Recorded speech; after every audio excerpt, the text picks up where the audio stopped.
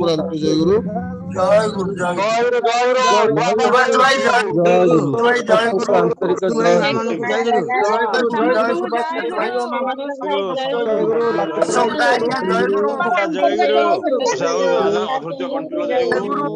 आंतरिक जय जय गुरु जय गुरु जय सुभाष जय जय गुरु जय गुरु जय गुरु अपन समस्त पर आंतरिक जय गुरु दादा मान जय गुरु अशोक दा विजय दादा दादा जय गुरु जय गुरु जय गुरु जय गुरु जय गुरु मां जय मन गुरु को जय गुरु ये दादा ये ओडिशा संसंग आपण को जगह एटा नवरंगपुर आगे जय गुरु कहले आपनकर कहले अशोक कुमार जो हमर मिश्र दादा जो कहउथले ताको आगे निज घटा को जगह नवरंगपुर नवरंगपुर नहीं भुवनेश्वर लिखा है तो मु कहली भुवनेश्वर नहीं तो भुवनेश्वर कोड लिखा है तो नवरंगपुर लिखा है हां हां ताकर लिखा है जी बीबीएसआर बोलती ओडिशा शासन भुवनेश्वर ताको घर ना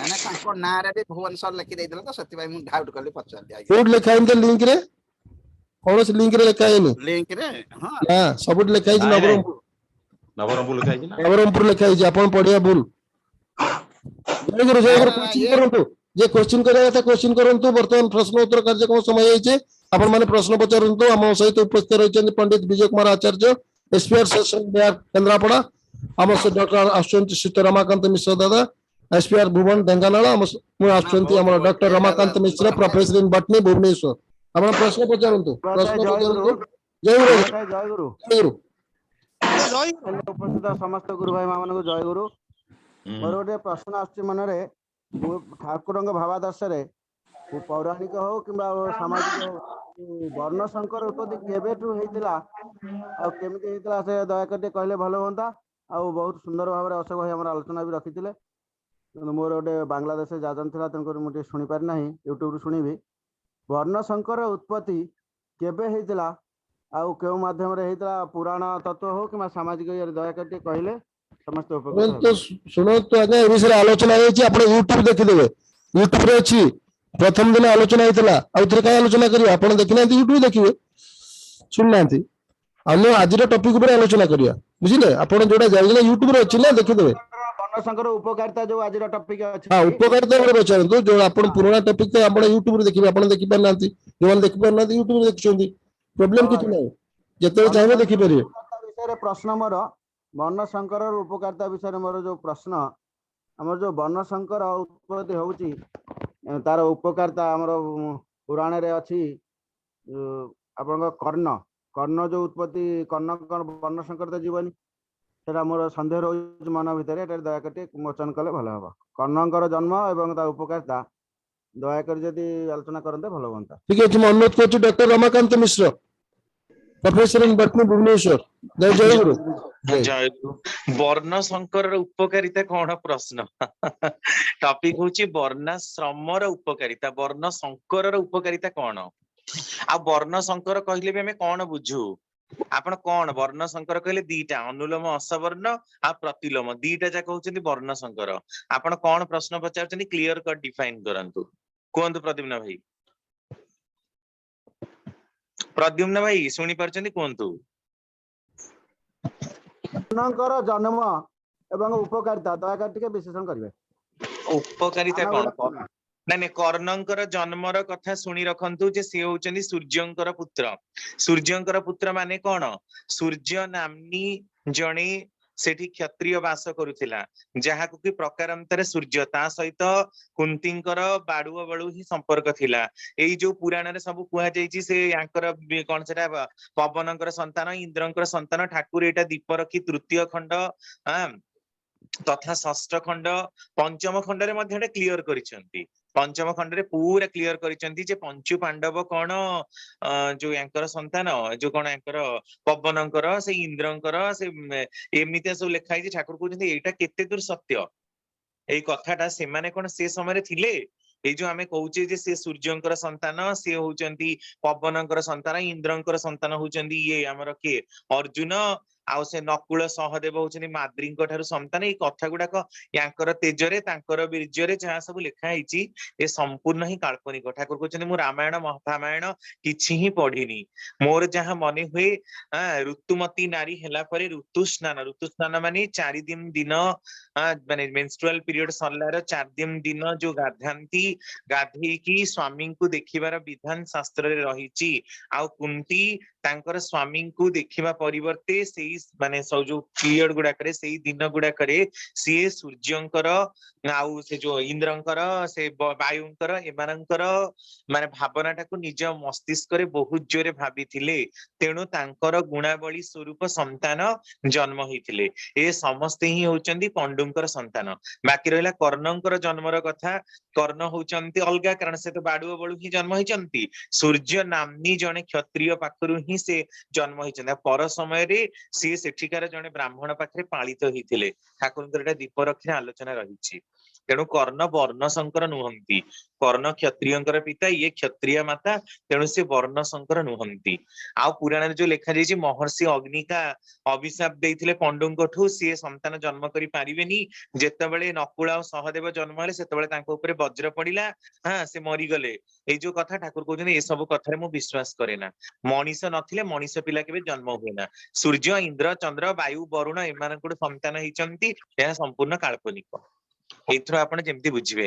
ବାକି ରହିଲା ଉପକାରିତାର କଥା ପଚାରୁଛନ୍ତି। ଅନୁଲୋମ ଅସବର୍ଣ୍ଣଜ ସନ୍ତାନ ପ୍ରାୟତଃ ସମୟରେ ବି ଉନ୍ନତ ହୁଏ। ପ୍ରତିଲୋମ ବି ବର୍ଣ୍ଣ ଶଙ୍କର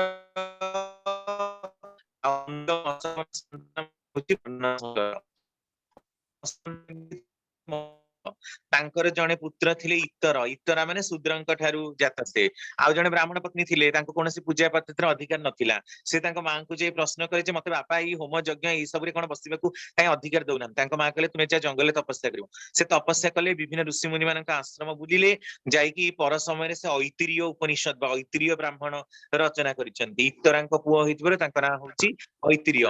ଏମିତି ଆହୁରି ଅନେକ ଅଛନ୍ତି ଯୋଉମାନେ କି ମହର୍ଷି ଜାବାଳି, ଯିଏକି ବୈଦିକ ଯୁଗରେ ଜାବାଳି ମତକୁ ଖଣ୍ଡନ କରିଛନ୍ତି ରାମଚନ୍ଦ୍ର। ଜାବାଳି ତ ଅନୁଲୋମ ଅସବର୍ଣ୍ଣଜ ସନ୍ତାନ, ରାମାୟଣରେ ତାଙ୍କର କଥା ଆସେ। ଜାବାଳି ମତକୁ ଖଣ୍ଡନ କରିଛନ୍ତି। ଏମିତି ଆହୁରି ମାନେ ବହୁତ ଅଛନ୍ତି ବୈଦିକ ଯୁଗରେ ବି ଅନୁଲୋମ ଅସବର୍ଣ୍ଣଜ ସନ୍ତାନ ମାନେ ପ୍ରାୟତଃ ଉନ୍ନତ ହୁଅନ୍ତି। ଯଦିଓ ସେମାନେ ବର୍ଣ୍ଣ ଶଙ୍କର, କିନ୍ତୁ ଆତ୍ମୀକରଣ ପ୍ରକ୍ରିୟା ସମାଜରେ ଥିବା ହେତୁ କୌଣସି ବର୍ଣ୍ଣ ପ୍ରତି ବିରୋଧାଭାସ ଉତ୍ପନ୍ନ ହଉନଥିଲା। ତେଣୁ ସେମାନଙ୍କଠୁ ଯୋଉ ସନ୍ତାନ ମାନେ ଉନ୍ନତ ହଉଥିଲେ, ସେମାନେ ଉନ୍ନତ ଧରଣ ହଉଥିଲେ। ଯେମିତି ଆପଣ ଆଉ ଗୋଟେ ଚାକ୍ଷୁଷ ପ୍ରମାଣ ମହାଭାରତରେ ଦେଖନ୍ତୁ। ବ୍ୟାସଦେବ ଙ୍କର ଔରସରୁ, କାରଣ ଚିତ୍ରାଙ୍ଗଦ ବିଚିତ୍ର ବୀର୍ଯ୍ୟ ଯେତେବେଳେ ମରିଗଲେ, ସେତେବେଳେ ଅମ୍ବା, ଅମ୍ବାଳିକା ଆଉ ଅମ୍ବିକା, ଅମ୍ବା ତ ଅଭିଶାପ ପାଇଥିଲା, ସେ ଶ୍ରୀଖଣ୍ଡୀ ହେଇକି ଜନ୍ମ ହେଲା। ଅମ୍ବାଳିକା ଆଉ ଅମ୍ବିକା ଏମାନଙ୍କୁ ଯେତେବେଳେ ସତ୍ୟବତୀ ଏମାନଙ୍କର କିଛି ପିଲା ହେଲେଣି, ସେତେବେଳେ ମହର୍ଷି ବ୍ୟାସଙ୍କୁ ସେ ଡକେଇଲେ। ମହର୍ଷି ବ୍ୟାସ ସତ୍ୟବତୀଙ୍କ ପାଖରୁ ଜନ୍ମ ହେଇଥିଲେ, ଯିଏକି ମତ୍ସ୍ୟଗନ୍ଧା କେଉଟ ଶୂଦ୍ର ଥିଲେ। ତାଙ୍କୁ ଯୋଜନ ଗନ୍ଧା ବୋଲି ମଧ୍ୟ କୁହାଯାଉଥିଲା। ତେଣୁ ପରାଶର ଋଷିଙ୍କ ଔରସରୁ ମତ୍ସ୍ୟଗନ୍ଧା ପାଖରୁ ମହର୍ଷି ବ୍ୟାସ, ଯିଏକି ମାନେ ବ୍ରାହ୍ମଣ ଆଉ ଶୂଦ୍ରର ସନ୍ତାନ। ମହର୍ଷି ବ୍ୟାସ ତ ପୁଣି ଜଣେ ମୋକ୍ଷ ପ୍ରାପ୍ତ ଆତ୍ମା, ଅଷ୍ଟାଦଶ ପୁରାଣର ରଚୟିତା। ଉପକାରିତାର କଥା ପଚାରୁଥିଲେ। ତାପରେ ପୁଣି ଦେଖନ୍ତୁ ତାଙ୍କରି ପାଖରେ ହିଁ ଜନ୍ମ ହେଇଛନ୍ତି କିଏ? ଆପଣଙ୍କର ପଣ୍ଡୁ ଆଉ ଧୃତରାଷ୍ଟ୍ର ଆଉ ବିଦୁର, ବିଦୁର ଦାସୀ ପୁତ୍ର। ଅମ୍ବିକା ଆଉ ଅମ୍ବାଳିକାଙ୍କ ଠାରୁ ପଣ୍ଡୁ ଆଉ ଧୃତରାଷ୍ଟ୍ର ଜନ୍ମ ହେଲେ। ପଣ୍ଡୁ ଆଉ ଧୃତରାଷ୍ଟ୍ର ବି କିଛି କମ ବଳିଆନ ନଥିଲେ। ଧୃତରାଷ୍ଟ୍ର ଦେଖନ୍ତୁ ଲୁହାର ସେ ଭୀମକୁ କେମିତି ଭସ୍ମୀଭୂତ କରିଦେଇଛି, ଗାନ୍ଧାର ସେନ ରାଜାଙ୍କୁ ପରାସ୍ତ କରିକି ଗାନ୍ଧାରକୁ ଜୟ କରୁଛନ୍ତି, ଯଦିଓ ସେ ଅନ୍ଧ ଥିଲେ। ବଳ ପରାକ୍ରମରେ କୌଣସି ଗୁଣରେ ସେ କମ ନୁହଁ। ତାପରେ ପୁଣି ଆସିଲା ବିଦୁର, ଦେଖନ୍ତୁ ଦାସୀ ପୁତ୍ର ହେଲେ ବି ବ୍ୟାସଦେବଙ୍କ ଔରସରୁ ଜନ୍ମ ହେଇଛନ୍ତି। ଅନୁଲୋମଜ ମାନେ ଅନୁଲୋମ ଅସବର୍ଣ୍ଣଜ ହେଲେ ବି କି ପ୍ରକାରର ତାଙ୍କର ମାନେ ଦେଖନ୍ତୁ ଯୋଉ ପରାକ୍ରମ। ବିଦୁର କୃଷ୍ଣଙ୍କର କେତେ ବଡ ଭକ୍ତ। ବିଦୁରର ଶାଗ ଭଜା ଖାଇଛନ୍ତି। ବିଦୁରଙ୍କର ସ୍ତ୍ରୀର କଦଳୀ ଚୋପା, କଦଳୀ ସେ ନିଜେ ଖାଇ ଦଉଛନ୍ତି, ଚୋପାଟା ଶ୍ରୀକୃଷ୍ଣଙ୍କୁ ଦେଇଛନ୍ତି, ଶ୍ରୀକୃଷ୍ଣ ତାକୁ ମଧ୍ୟ ଖାଉଛନ୍ତି। ଦ୍ରୁତପଣରେ ନିଜେ ଯେତେବେଳେ ଶ୍ରୀକୃଷ୍ଣ ହସ୍ତିନାକୁ ଯାଇଥିଲେ, ତାର ଯଥେଷ୍ଟ ପୂର୍ବରୁ ବିଦୁର ବୁଝେଇବାକୁ ଚେଷ୍ଟା କରିଛନ୍ତି ଦୁର୍ଯ୍ୟୋଧନକୁ। ତେଣୁ ବିଦୁରଙ୍କ ଭିତରେ, ବିଦୁର ତ ନିଜେ ଧର୍ମରାଜ, ଅଭିଶାପରୁ ସେ ଜନ୍ମ ହେଇଥିଲେ ଦାସୀ ପୁତ୍ର ହେଇକି। जहाँ भी हो तो ये जो केमिति संभव हो पारा व्यासदेव औरसरू गोटे दासी पुत्र दासी तो शूद्र दासीर मिलन रे केमिति जन्म हो पारा विदुरंकर से पुणी निजे धर्मराज निजे जम देवता केमिति तांकर कोଳରେ जन्म हो पारिचंती तेणु अनुलोम जो असवर्ण जो संतान माने उन्नत हुअंती जदि विधिवत भाव उपयुक्त विवाह करा जाए आ नारीर उपयुक्त भाव पुरुष प्रति श्रद्धा रुहे ताहले सेथुरु अनेक उन्नत संतान जन्म हुअंती पुराण पृष्ठ रे यार भूरी भूरी प्रमाण रही इवन इफ आपण देखंतु चंद्रगुप्त मौर्य माने इतिहास पृष्ठार जोटा विराट दृष्टांत तांकर माँ मुरा थिले दासी मुरा शब्दरु मौर्य हेछि चंद्रगुप्त प्रथम ना थिला ये विष्णुगुप्त तांको गुप्त चंद्र लुचि जाउथिले बोली तांका ना रखा हैतला विष्णुगुप्त चंद्रगुप्त तांकर ना सीए तांकर बापा थिले क्षत्रिय किंतु तांका बापांकर परिचय दिया जाई नथिला कारण से जेतु दासी पुत्र थिले किंतु चंद्रगुप्तଙ୍କ भितर तो क्षत्रियत्वर रक्त प्रवाहित होची आ पर समय देखंतु से अखंड भारतर सम्राट चंद्रगुप्त जने मुख्य प्राप्त आत्मा तांको समय भारत अखंड भारत होइतला तापरे अखंड भारत होइकी रहिलानी की पराक्रम की निष्ठा की बलशाली देखंतु मुरा तो पुणी दासी पुत्र किंतु सी केबे भी मान्यता माने दासी से केबे प्रकृत राजार मान्यता पाइनांती चाणक्य ही तांको राजार मान्यता देइथिले तेणु आहुरी इतिहास खोजिले आहुरी बहुत मध्य मिलिबो जे अनुलोम असवर्ण जो संतान माने उन्नत हुअंती जदि विधिवत भावरे स्त्रीर श्रद्धाटा स्वामी उपरे रुहे आ वैधि विवाह हुए मन इच्छा विवाह कले वर्ण संकर उत्पादन हुअंती जोटा के प्रतिलोम जो संतान मानकु काउंट करू एई हला कथा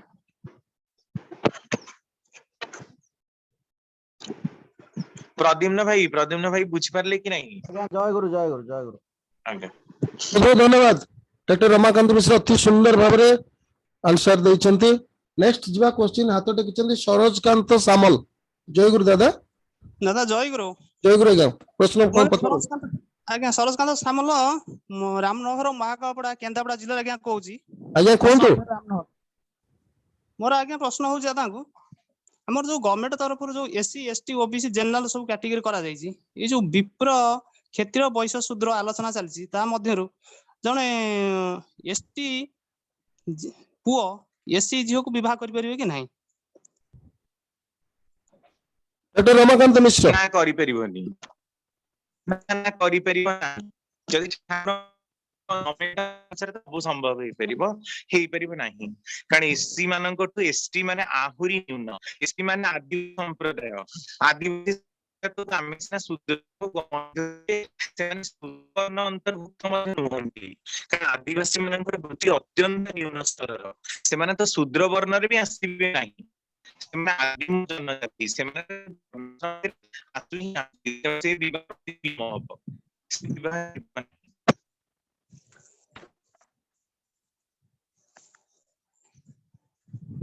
बुझी पारले भाई बुझी पारले सरोज भाई ए जो हां बुझिले जे ए जो हम रहउची हम जो शूद्र हेबेनी ए जो कैटेगरी हम रहउचनी एसटी कैटेगरी जो सरकार द्वारा उपजाति रखा हैजी जनजाति ये को कैटेगरी रे जिवे ब्राह्मण रे जिवे ना शूद्र जिवे ना वैष्णव जिवे ना क्षत्रिय जिवे ना ये को कैटेगरी रे जिवे से माने किछि कैटेगरी रे जिवे वर्णाश्रम रे कैटेगरी रे से आसुनांती कारण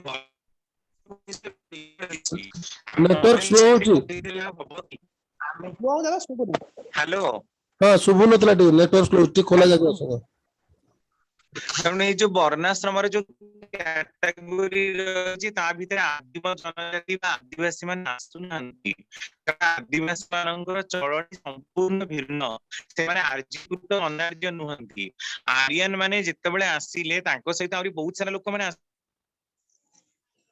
सहित आहुरी अनेक लोक एठिके आसले तो जो सब लोक माने आसीचंती सेमानक भितरु जो माने कथा को मानु नथिले ग्रहण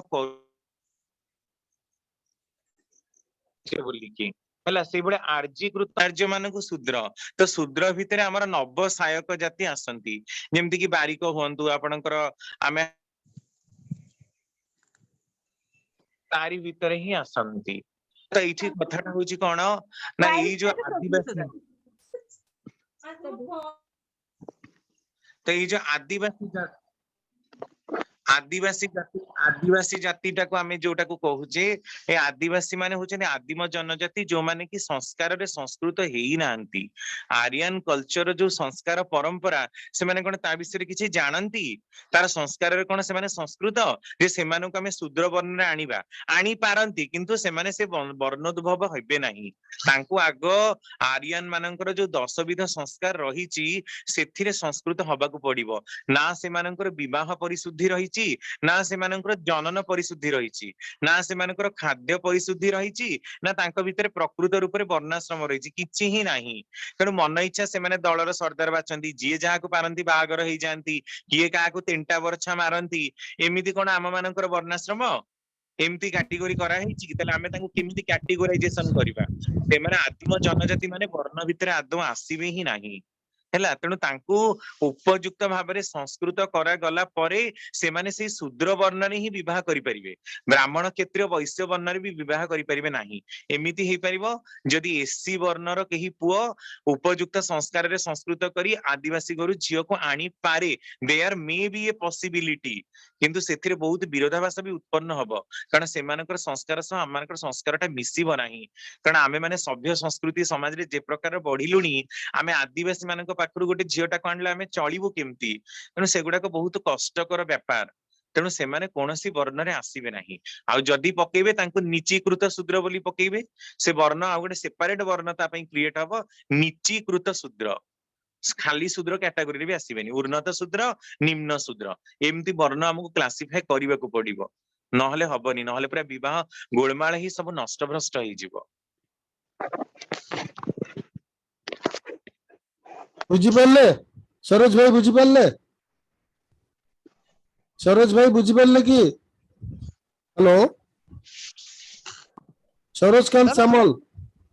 ଦାଦା ଆଉ ଟିକେ ରହିଲା, ଆମର ଯୋଉଠି ରହୁଛନ୍ତି, ଆମର ଯୋଉ ଅଛି ଆମକୁ ମିଳିଛି, ମୁଁ ଏଠି ଗର୍ଦ୍ଦପୁର ବ୍ଲକରେ ମୁଁ କେନ୍ଦ୍ରାପଡ଼ା ଏକ୍ଜିକ୍ୟୁଟିଭ ଅଫିସର ଅଛି।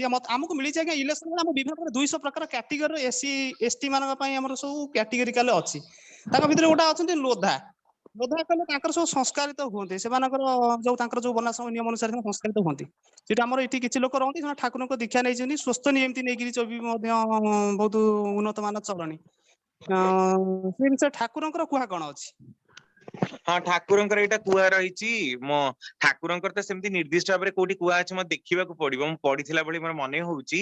କିନ୍ତୁ ତଥାପି ଯଦି ବି ବାହାଘର ହବ ତାହେଲେ ଏସସି ବର୍ଣ୍ଣର ପୁଅ ଚାହିଁଲେ ସେ ଆଦିବାସୀ ମାନଙ୍କ ଘରୁ ଝିଅ ଆଣିପାରେ, ଯାହାକି ଅନୁଲୋମ ଅସବର୍ଣ୍ଣ ହବ।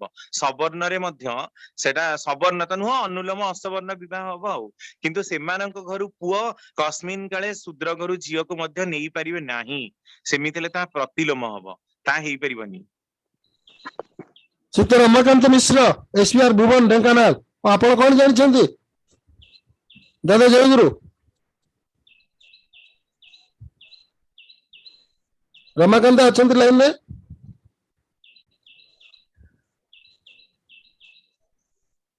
पंडित विजय कुमार दादा। हाँ, पंडित विजय कुमार आचार्य, एसपीआर सेप्टेम्बर केन्द्रापड़ा। दादा जयगुरु कहतु कौन आप जानते विषय? आप कौन ठाकुर बही कि जानते? आप तो 22 खंड बही लिखिं, को बही कौन रेफरेंस किसी कि? ମୁଁ ଆଜ୍ଞା ଶୁଣୁଛି ଆପଣଙ୍କର ପ୍ରଥମରୁ ଆଜ୍ଞା ମୁଁ ଶୁଣେ, ମୁଁ କିନ୍ତୁ ଅଫିସ ଆଟେଣ୍ଡ କରିପାରି ନା, ମୁଁ କିନ୍ତୁ ପ୍ରଶ୍ନ ପଚାରି ପାରେ, ମୁଁ ଶୁଣୁଛି। ମୁଁ ଏଇ ବିଷୟରେ ଯୋଉ ଆମର ଆଲୋଚନା ହଉଛି ଶୂଦ୍ର ବର୍ଣ୍ଣ ଭିତରେ ଆମର ଯୋଉ ଆସୁନାହାନ୍ତି ଏସସି ଏସଟି ବିଷୟରେ ଆମେ ବହୁତ ଏଠି ଠାକୁରଙ୍କୁ ଧରି ସ୍ୱସ୍ତନୀ ନେଇଛନ୍ତି। ବହୁତ ଆଦିବାସୀ ଲୋକ ଅଛନ୍ତି, ହରିଜନ ଇଏ ଲୋକ ମାନେ ଅଛନ୍ତି, ଏସସି ଏସଟି ମୁଣ୍ଡା ଲୋକ ଅଛନ୍ତି, ସେମାନେ ବହୁତ ଉନ୍ନତର। ଆଉ ସେମାନେ ମୁଁ ଶୁଣୁଛି ବର୍ଷେ ଆପଣଙ୍କର ଏଇଠି ବୋଧେ ସବୁଦିନ ମୁଁ ଶୁଣୁଛି, ପ୍ରାୟ ଆପଣ ଦେଖୁଥିବେ ମତେ। ମୁଁ ଏ ପ୍ରଶ୍ନ ପଚାରି ପାରେ ନା, କିନ୍ତୁ ମତେ ସମୟ ମିଳେନି।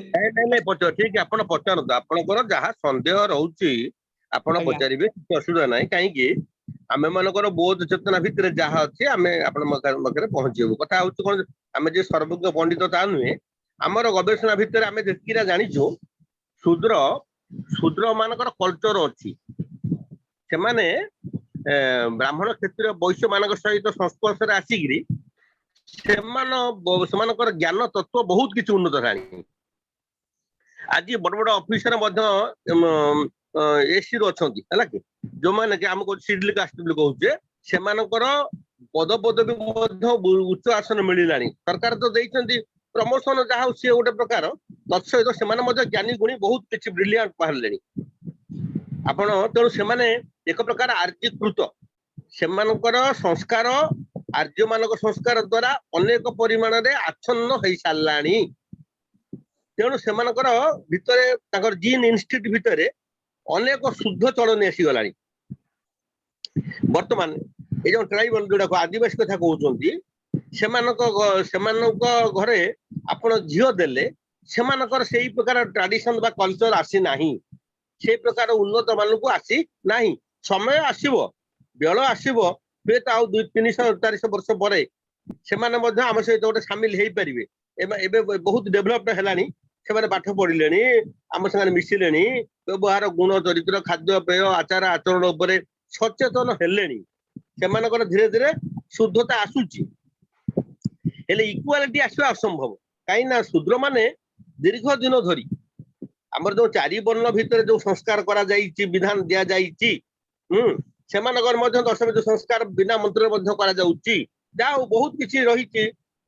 ଶୂଦ୍ର ମାନେ ଆମେ ଯୋଉମାନଙ୍କୁ ଶୂଦ୍ର କହୁଛେ, ସେମାନଙ୍କର ମଧ୍ୟ ବହୁତ କଲଚର ରହିଛି। ତେଣୁ ସେମାନଙ୍କର ପୁଅ, ଯାହା ଆମର ଡକ୍ଟର ରମାକାନ୍ତ ଭାଇ କହିଲେ, ସେମାନଙ୍କର ପୁଅ ଝିଅ ଆଣିପାରନ୍ତି, ଆମର ଆଦିବାସୀ ଘରୁ ଝିଅ ଆଣିପାରିବେ। ଆଣିଲେ ସେଇଟା ବର୍ତ୍ତମାନ ଆମେ ଦେଖିବାକୁ ଗଲେ ସେଇଟା ଅନୁଲୋମ ବିବାହ ହବ, ସବର୍ଣ୍ଣ ହେଇପାରିବ ନାହିଁ, ଅନୁଲୋମ ବିବାହ ହବ। ଏବଂ ଅନୁଲୋମରେ ମଧ୍ୟ ସେମାନଙ୍କ ପିଲା ମଧ୍ୟ ବହୁତ ଡେଭଲପଡ ହେବେ। କିନ୍ତୁ ଭବିଷ୍ୟତ କଥା ଟିକେ ଅସୁବିଧା ରହିଛି, କାରଣ ପିତୃ ସଂସ୍କାର, ଏଇ ଯୋଉ ପିତୃ ଶ୍ରାଦ୍ଧ, ମାତୃ ଶ୍ରାଦ୍ଧ, ଦେବ କାର୍ଯ୍ୟ ପାଇଁ ସେମାନେ ଫିଟ୍ ନୁହନ୍ତି। ବର୍ତ୍ତମାନ ସବର୍ଣ୍ଣ ବିବାହଟା ହଉଛି ପ୍ରଶସ୍ତ। ଆପଣ ଯୋଉ ପ୍ରଶ୍ନ କରିଛନ୍ତି ଯେ ଆମ ଘରର ଝିଅ ତାଙ୍କ ଘରେ ବିବାହ କରିବ, ବା ତାଙ୍କ ଘର ଝିଅ ଆମେ ଆଣିବା ଭିତରେ ଗୋଟିଏ ଅସୁବିଧା ରହିଛି ଭବିଷ୍ୟତକୁ।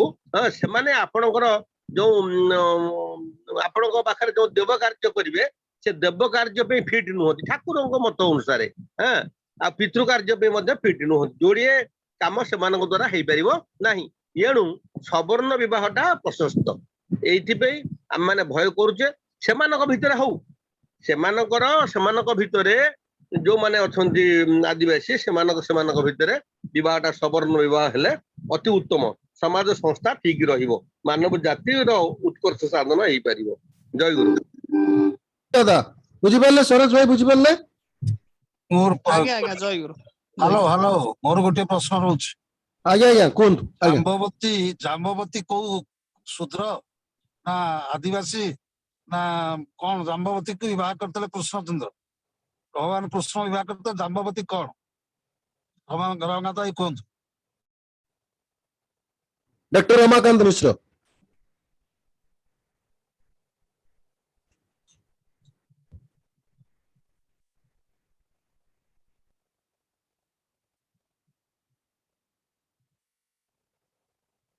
ଡକ୍ଟର ରମାକାନ୍ତ ମିଶ୍ର, ରମାକାନ୍ତ ଲାଇନରେ ଅଛନ୍ତି? ଡକ୍ଟର ରମାକାନ୍ତ ମିଶ୍ର।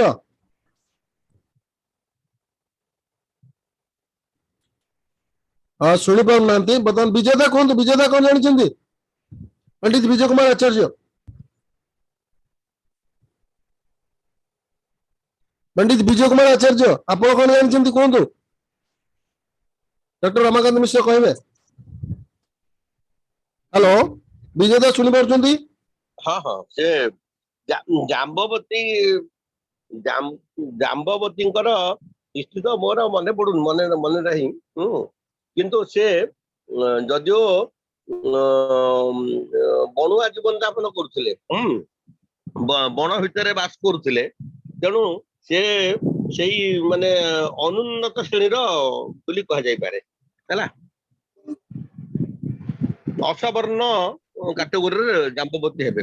ତାଙ୍କ ପୂର୍ବ କଥା ତ ମୋର ମନେ ପଡୁନି, ପୌରାଣିକ କଥା ସବୁ ସେ ବହୁତ ଦିନ ଭୁଲିଗଲେ। ଜାମ୍ବବତୀଙ୍କର ବାପା ଜାମ୍ବବାନ, କି ଭିଲ୍ ଜାତୀୟ ଲୋକ। ଯେମିତି ବାନର ଜାତୀୟ ଲୋକ ଅଛନ୍ତି, ବାନର ଜାତୀୟ ଲୋକ ଅଛନ୍ତି, ଭିଲ୍ ଜାତୀୟ ଲୋକ ଅଛନ୍ତି। ରାଣା ପ୍ରତାପଙ୍କର ଭିଲ୍ ଜାତୀୟ ଲୋକ, ସେଥିରେ ରାଣା ପ୍ରତାପଙ୍କର ମାନେ ହେଇଥିଲା, ତାଙ୍କର ସୈନ୍ୟମାନ ରଖିଥିଲେ ସେ। ତେଣୁ ଭିଲ୍ ଜାତୀୟ ଏବଂ ବାନର ଜାତୀୟ ଲୋକମାନେ ସାଧାରଣତଃ ଜଙ୍ଗଲ ରହନ୍ତି ଆଦିବାସୀ ସେମାନେ ଆଦିବାସୀ ଶ୍ରେଣୀୟ ସେମାନଙ୍କ ସହିତ କୃଷ୍ଣ ବିବାହ କରିଥିଲେ। ସେ ଭିଲ୍ ଜାତୀୟ ଇଏ ହଉଛି ଭାଲୁ, ଭିଲ୍ ମାନେ ଭାଲୁ ଯୋଉଟାକୁ ଆମେ କହୁଛେ, ଜାମ୍ବବାନଟା ଭାଲୁ, ଭାଲୁ ନୁହେଁ, ଏଟା ହଉଛି ଭିଲ୍ ଜାତୀୟ ଲୋକ। ସେ ଭିଲ୍ ଜାତୀୟ ଲୋକର ଝିଅକୁ ବିବାହ କରିଥିଲେ ଯେହେତୁ ଭଗବାନ କୃଷ୍ଣ, ତେଣୁ ଅସୁବିଧା ବିବାହ କରିବାରେ ଅସୁବିଧା କିଛି ନାହିଁ, କିନ୍ତୁ ସେ ବର୍ଣ୍ଣରେ କନ୍ୟା ଦିଆଯାଇ ପାରିବ ନାହିଁ, ସେ ବର୍ଣ୍ଣରୁ କନ୍ୟା ଅଣାଯାଇ ପାରିବ। ତେଣୁ ଆଦିବାସୀ କନ୍ୟା ଅଣାଯାଇ ପାରିବ, କିନ୍ତୁ ଆଦିବାସୀ କନ୍ୟା ଦିଆଯାଇ ପାରିବ। ସେଇଟା ତ କୁହାଗଲା ଅନୁଲୋମ ନା, ସେଇଟା ଅନୁଲୋମ ବିବାହ ସେଇଟା। ହଁ ସେଇଟା ସେଇ କଥାଟା ମୁଁ କହୁଛି ତ, ଆମର ପୁଅ ତାଙ୍କ ଘରୁ ଝିଅ ଆଣିପାରିବ, କିନ୍ତୁ ତାଙ୍କର ପୁଅ ଆମ ଘରୁ ପରାଶରଙ୍କର ପୁଅ, ଆଜ୍ଞା ପରାଶରଙ୍କର ପୁଅ, ପରାଶରଙ୍କର ପୁଅ ଯିଏକି ବ୍ୟାସ, ବ୍ୟାସ, ବ୍ୟାସ ହଁ କିଭଳି ଭାବରେ ବ୍ୟାସଙ୍କ ସହିତ ସମ୍ପର୍କ ସ୍ଥାପନ କରାଗଲା। ମାନେ ବ୍ୟାସ ତ ତାହେଲେ କୁହନ୍ତି କଣ କ୍ଷତ୍ରିୟ ନୁହନ୍ତି, ବ୍ରାହ୍ମଣ, ବ୍ରାହ୍ମଣ ବିପୁର ଆଉ ବ୍ରାହ୍ମଣ ନୁହନ୍ତି। ଯେମିତି ପାରସ୍ପର ବିପୁର ଆମେ କହୁଛେ, କ୍ଷତ୍ରିୟ ସହିତ ବ୍ରାହ୍ମଣର ମାନେ କେଉଁଠି ସହିତ ଏଇଟା ବ୍ରାହ୍ମଣର ସମ୍ମିଶ୍ରଣ ହେଲା। ତାହେଲେ ସେ ପରାଶର କେମିତି ଗୋଟେ ଉଚ୍ଚ, ତାଙ୍କର ପୁଅ ବ୍ୟାସ କେମିତି ଉଚ୍ଚ ବର୍ଣ୍ଣର ଝିଅ ସହିତ ସମ୍ପର୍କ ସ୍ଥାପନ କଲେ? ଏଟା କେତେ ଦୂର ଶାସ୍ତ୍ର, ମାନେ ଶାସ୍ତ୍ର ଅନୁମୋଦିତ ଏଟା କେମିତି? ଯାହା ଦ୍ୱାରା କି ସନ୍ତାନ ପାଇଲେ ସେ ଧୃତରାଷ୍ଟ୍ର କୁହନ୍ତୁ, ସେ ବଣ୍ଡୁ କୁହନ୍ତୁ, ଆଉ ସେ ବିଦୁର, କିନ୍ତୁ କାହିଁକି ଶ୍ରେଷ୍ଠ? ସେମାନେ କ୍ଷତ୍ରିୟ ନା, ସେମାନେ କ୍ଷତ୍ରିୟ, କ୍ଷତ୍ରିୟ ହଉଛନ୍ତି କିଏ? ତାଙ୍କର ମା ମାନେ କ୍ଷତ୍ରିୟ, ଗୋଟେ କ୍ଷତ୍ରିୟ ସହିତ କେମିତି ହେଲା ଏଟା? ଅନୁଲୋମ, ସେଇଟା ଅନୁଲୋମ ସନ୍ତାନ, ଅନୁଲୋମ ସନ୍ତାନ ସିଟି ହେଲା, କିଛି ଅସୁବିଧା ତ ନାହିଁ। ସେଇଟା ଅନୁଲୋମ, ସେଇଟା ଖରାପ ନାହିଁ, ହାଇବ୍ରିଡ, ସେଇଟା ହେଇପାରିବ, କିଛି ଅସୁବିଧା ନାହିଁ। ହଁ ମ ଡକ୍ଟର ରମାକାନ୍ତ ମିଶ୍ର, ଡକ୍ଟର ରମାକାନ୍ତ ମିଶ୍ର କୁହନ୍ତୁ। ହଁ ମୁଁ କହିବି ଯେ କଣ ମାନେ ପ୍ରଶ୍ନ କରିଥିଲେ ରମାକାନ୍ତ, ମୁଁ ଜାଣିପାରିଲିନି, ଆଉ ଥରେ ଟିକେ ପ୍ରଶ୍ନଟେ। ପ୍ରଶ୍ନଟା ହେଲା ଜାମ୍ବବତୀ ଜାତିର, ଯାହାକୁ କୃଷ୍ଣ ବିବାହ କରିଥିଲେ, ଏଇଟା ପ୍ରଶ୍ନ କରୁଥିଲେ, ଜାମ୍ବବତୀ କୋଉ ଜାତିର, ଜାମ୍ବବତୀ, କୋଉ ବର୍ଣ୍ଣର? ଜାମ୍ବବତୀ କୋଉ ବର୍ଣ୍ଣର? ଜାମ୍ବବତୀ କୋଉ ବର୍ଣ୍ଣର ତା ତ ଏମିତି ଲେଖା ହେଇନି, କିନ୍ତୁ ଯଦି ଆମେ ମାନେ ସେ ବାନର, ଏଇ ଯୋଉ କଣ ଭଲ୍ଲୁକ ବୋଲି କୁହାଯାଉଛି, ତ ଭଲ୍ଲୁକ ହଉଛି ଗୋଟେ ଜାତି ବିଶେଷ, ଭାଲୁ କେବେ ବି ନୁହେଁ, ତେଣୁ ନିଶ୍ଚିତ ରୂପରେ ତାହା ଶୂଦ୍ର ବର୍ଣ୍ଣର। ତ କୃଷ୍ଣ ଯଦି କ୍ଷତ୍ରିୟ ବର୍ଣ୍ଣ ଅନ୍ତର୍ଭୁକ୍ତ ହୁଅନ୍ତି, ତାହେଲେ ଶୂଦ୍ର କେମିତି ସେଟା ହବ? ଯେହେତୁ ସେ ଆଦିବାସୀ ଭିଲ୍ ଜାତୀୟ ଲୋକ, ବର୍ତ୍ତମାନ ସୁଦ୍ଧା ଭିଲ୍ ଜାତୀୟ ଲୋକ ଅଛନ୍ତି, ବାନର ଜାତୀୟ ଲୋକ ଅଛନ୍ତି, ଯୋଉମାନେ ଏଇ ଯୋଉ ଲାଙ୍ଗୁଡା ଭଳିଆ ସେ ବାନ୍ଧନ୍ତି ସେମାନେ ଅଣ୍ଟାରେ, ତେଣୁ ବାନର ଜାତୀୟ ଲୋକ, ଭିଲ୍ ଜାତୀୟ ଲୋକ, ସେମାନେ ଆଦିବାସୀ। ହଁ ଆଦିବାସୀ, ହଁ। କୃଷ୍ଣ ବିବାହ କଲେ, ତାଙ୍କୁ ଆଦିବାସୀ ମତେ ବିବାହ କରିଥିଲେ କୃଷ୍ଣ। ହଁ ହଁ, ନାଇଁ କିଏ ମନା କରିଛନ୍ତି କି? ଉନ୍ନତ ମାନେ ଯୋଉ ପୁରୁଷ ମାନେ, ଉନ୍ନତ ପୁରୁଷ ମାନେ ତାଙ୍କଠୁ ଝିଅ ଆଣିପାରିବେ, କିନ୍ତୁ ଝିଅ ଦେଇ ପାରିବେ ନାହିଁ। ହଁ, ସେଟା ଝିଅ ଦେଇପାରିବେ ନା, ସେଇ କଥାଟା କୁହା ହଉଛି, ଆଉ ସେଇ କଥାଟା ଚାଲିଛି। ସେଇ ଅନୁଲୋମ କଥାଟା ମୁଁ ମୂଳରୁ ବି କହିଛି।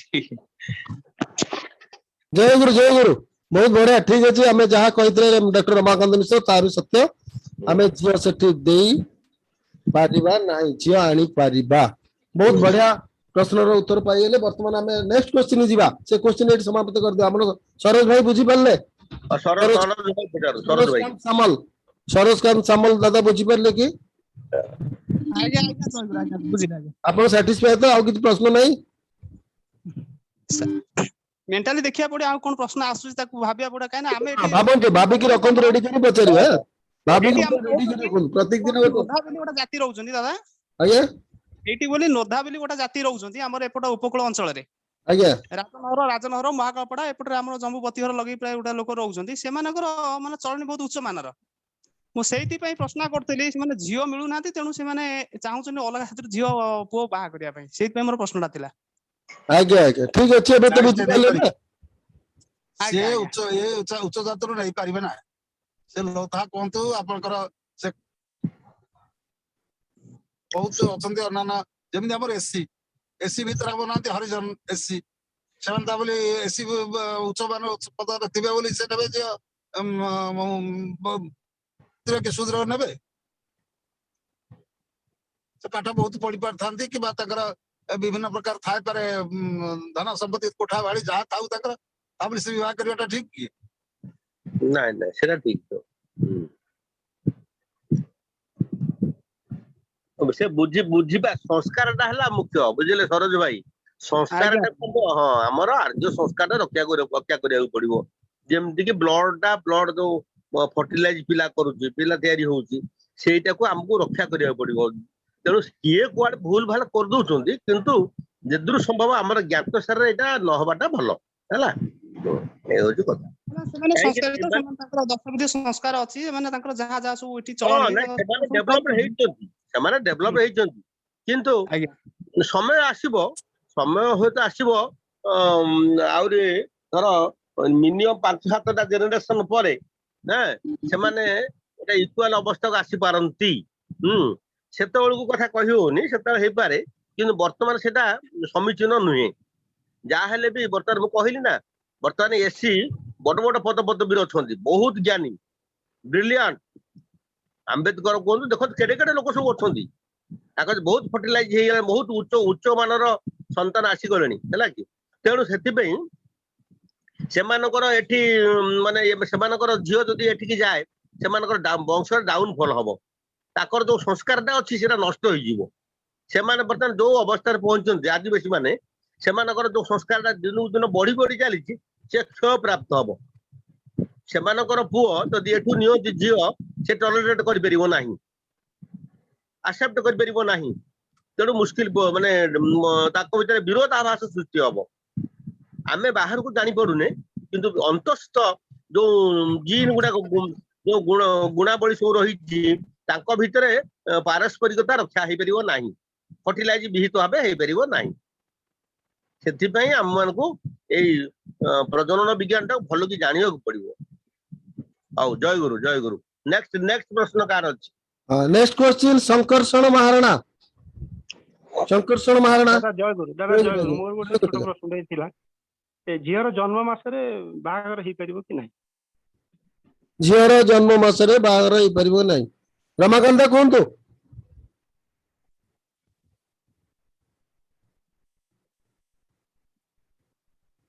ମାତୃଗର୍ଭକୁ ମିଶେଇକିରି କରନ୍ତି, ଆଉ ଗୋଟେ ବୟସ କଲେ ବି ଚଳୁଛି, ନ କଲେ ବି ଠିକ, ଭଲ, ନ କଲେ ଭଲ, କିନ୍ତୁ ତା କରିବା ପାଇଁ ଗୋଟେ କରିଦିଅନ୍ତୁ, ଜନ୍ମ ମାସକୁ ମିଶେଇକିରି କରିଦିଅନ୍ତି, ଅଲଗା କରିଦିଅନ୍ତି। ଯଦି ଜନ୍ମ ମାସରୁ ଯଦି 8-10 ଦିନ ଗଡେଇକି କରିବାକୁ ହୁଏ, ତାହେଲେ ଠିକ ନା ଭୁଲ? ଜନ୍ମ ମାସକୁ ଧରିକି ସେମାନେ କହନ୍ତି ଯେ ଏଇଟା ଚଳିଯିବ, କିନ୍ତୁ ପ୍ରକୃତରେ କରିବା ଉଚିତ ନୁହେଁ।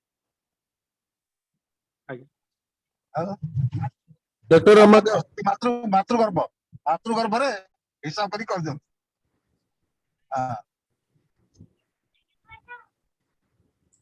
ବିଜୟ ଦା, ଆପଣ କଣ କହିବେ? ଜନ୍ମ ମାସରେ ହବ ନା ନାଇଁ?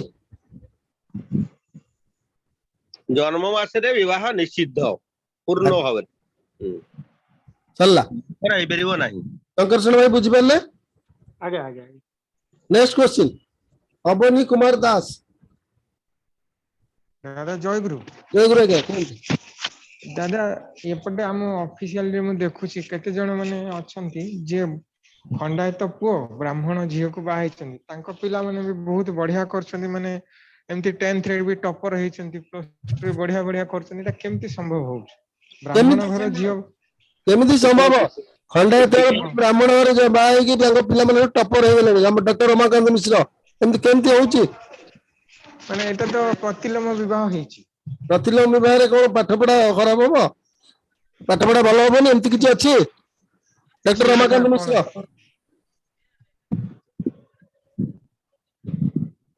ରମାକାନ୍ତ କୁହନ୍ତୁ, ରମାକାନ୍ତ କୁହନ୍ତୁ। ଟପର ତ ହେବେ, ଯେତେ ପ୍ରତିଲୋମ ବିବାହ ହେଇଛି, ସେମାନେ ବହୁତ ଉଚ୍ଚ ସ୍ତରକୁ ଧ୍ୱଂସକାରୀ ହେଇଛନ୍ତି। ଟପର ହେବେ, ଜ୍ଞାନୀ, ବହୁତ ମହାଜ୍ଞାନୀ ହେବେ, କିନ୍ତୁ ଦରକାର ପଡିଲେ ଧ୍ୱଂସ କରି ଯେମିତି ଆଟମ ବମ୍ ପକେଇକିରି ଧ୍ୱଂସ କରିଥିଲା ହିରୋସୀମା ନାଗାସାକି, ଜଣେ ସାଇଣ୍ଟିଷ୍ଟ, ସେ ବି ଧ୍ୱଂସ କରି, ସେମିତି ଧ୍ୱଂସକାରୀ ହେବେ ସେମାନେ। ଟପର ହେବେ, ଜ୍ଞାନ ବିଜ୍ଞାନରେ ସେମାନେ ଖୁବ ଟପର ହେବେ, ନିଶ୍ଚିତ ହେବେ। ସଂସ୍କୃତରେ ପଦ୍ୟ ଅଛି, ମଣିନା ଭୂଷିତ ସର୍ପ କିମ ସୌନ ଭୟଙ୍କର। ମଣିନା ଭୂଷିତ ସର୍ପ କିମ ସୌନ ଭୟଙ୍କର। ସାପ ମଣି ପ୍ରାପ୍ତ ହେଲେ ମଧ୍ୟ କଣ ସେ ଭୟଙ୍କର ହେଇନଥାଏ? ଆହୁରି ଭୟଙ୍କର ହବ, ଦୁର୍ଦ୍ଧର୍ଷ ହବ, ସେ ଜାତିର କ୍ଷତିକାରକ ହବ। ସେ ସମାଜକୁ ଚାହିଁବନି, ଭଲ ମନ୍ଦ ଦେଶ ଦୁନିଆ ରହୁଛି ସେ ଚାହିଁବନି ତାର ଭାଇ ବନ୍ଧୁ କୁଟୁମ୍ବ ସହିତ ସ୍ନେହ ସୌହାର୍ଦ୍ଦ୍ୟ ଠିକ ଭାବରେ ଅକ୍ଷୁଣ୍ଣ ରହିବ ନାହିଁ ସେ ବାପା ମାଙ୍କୁ ମାନିବ ନାହିଁ ଯାହା ଆମର ସଂସ୍କାର କହେ ଆମର ଆର୍ଯ୍ୟ ସଂସ୍କାର ଭିତରେ ଯାହା ରହିଛି ଯୋଉ ନୀତିବିଧି କଣ କଣ ସେ ଓଭରକମ କରିଯିବ ସେ ଗୁରୁ ଗୁରୁଜନକୁ ବିହିତ ମର୍ଯ୍ୟାଦା ଦେଇପାରିବ ନାହିଁ ଏଇଟା ହୀନ ମନ୍ୟତା ତାଙ୍କର ସତ୍ୱଗୁଣ ବଢିଯିବ ହୀନ ମନ୍ୟତା ସେ ସବୁବେଳେ ଚାହିଁବ ମୁଁ ବଡ ଅହଙ୍କାରର 100ରୁ 100 ଅହଙ୍କାର ତା ଭିତରେ ଅହଙ୍କାର ଭିତରେ ସେ ଆଚ୍ଛନ୍ନ ହେଇ ପଡିବ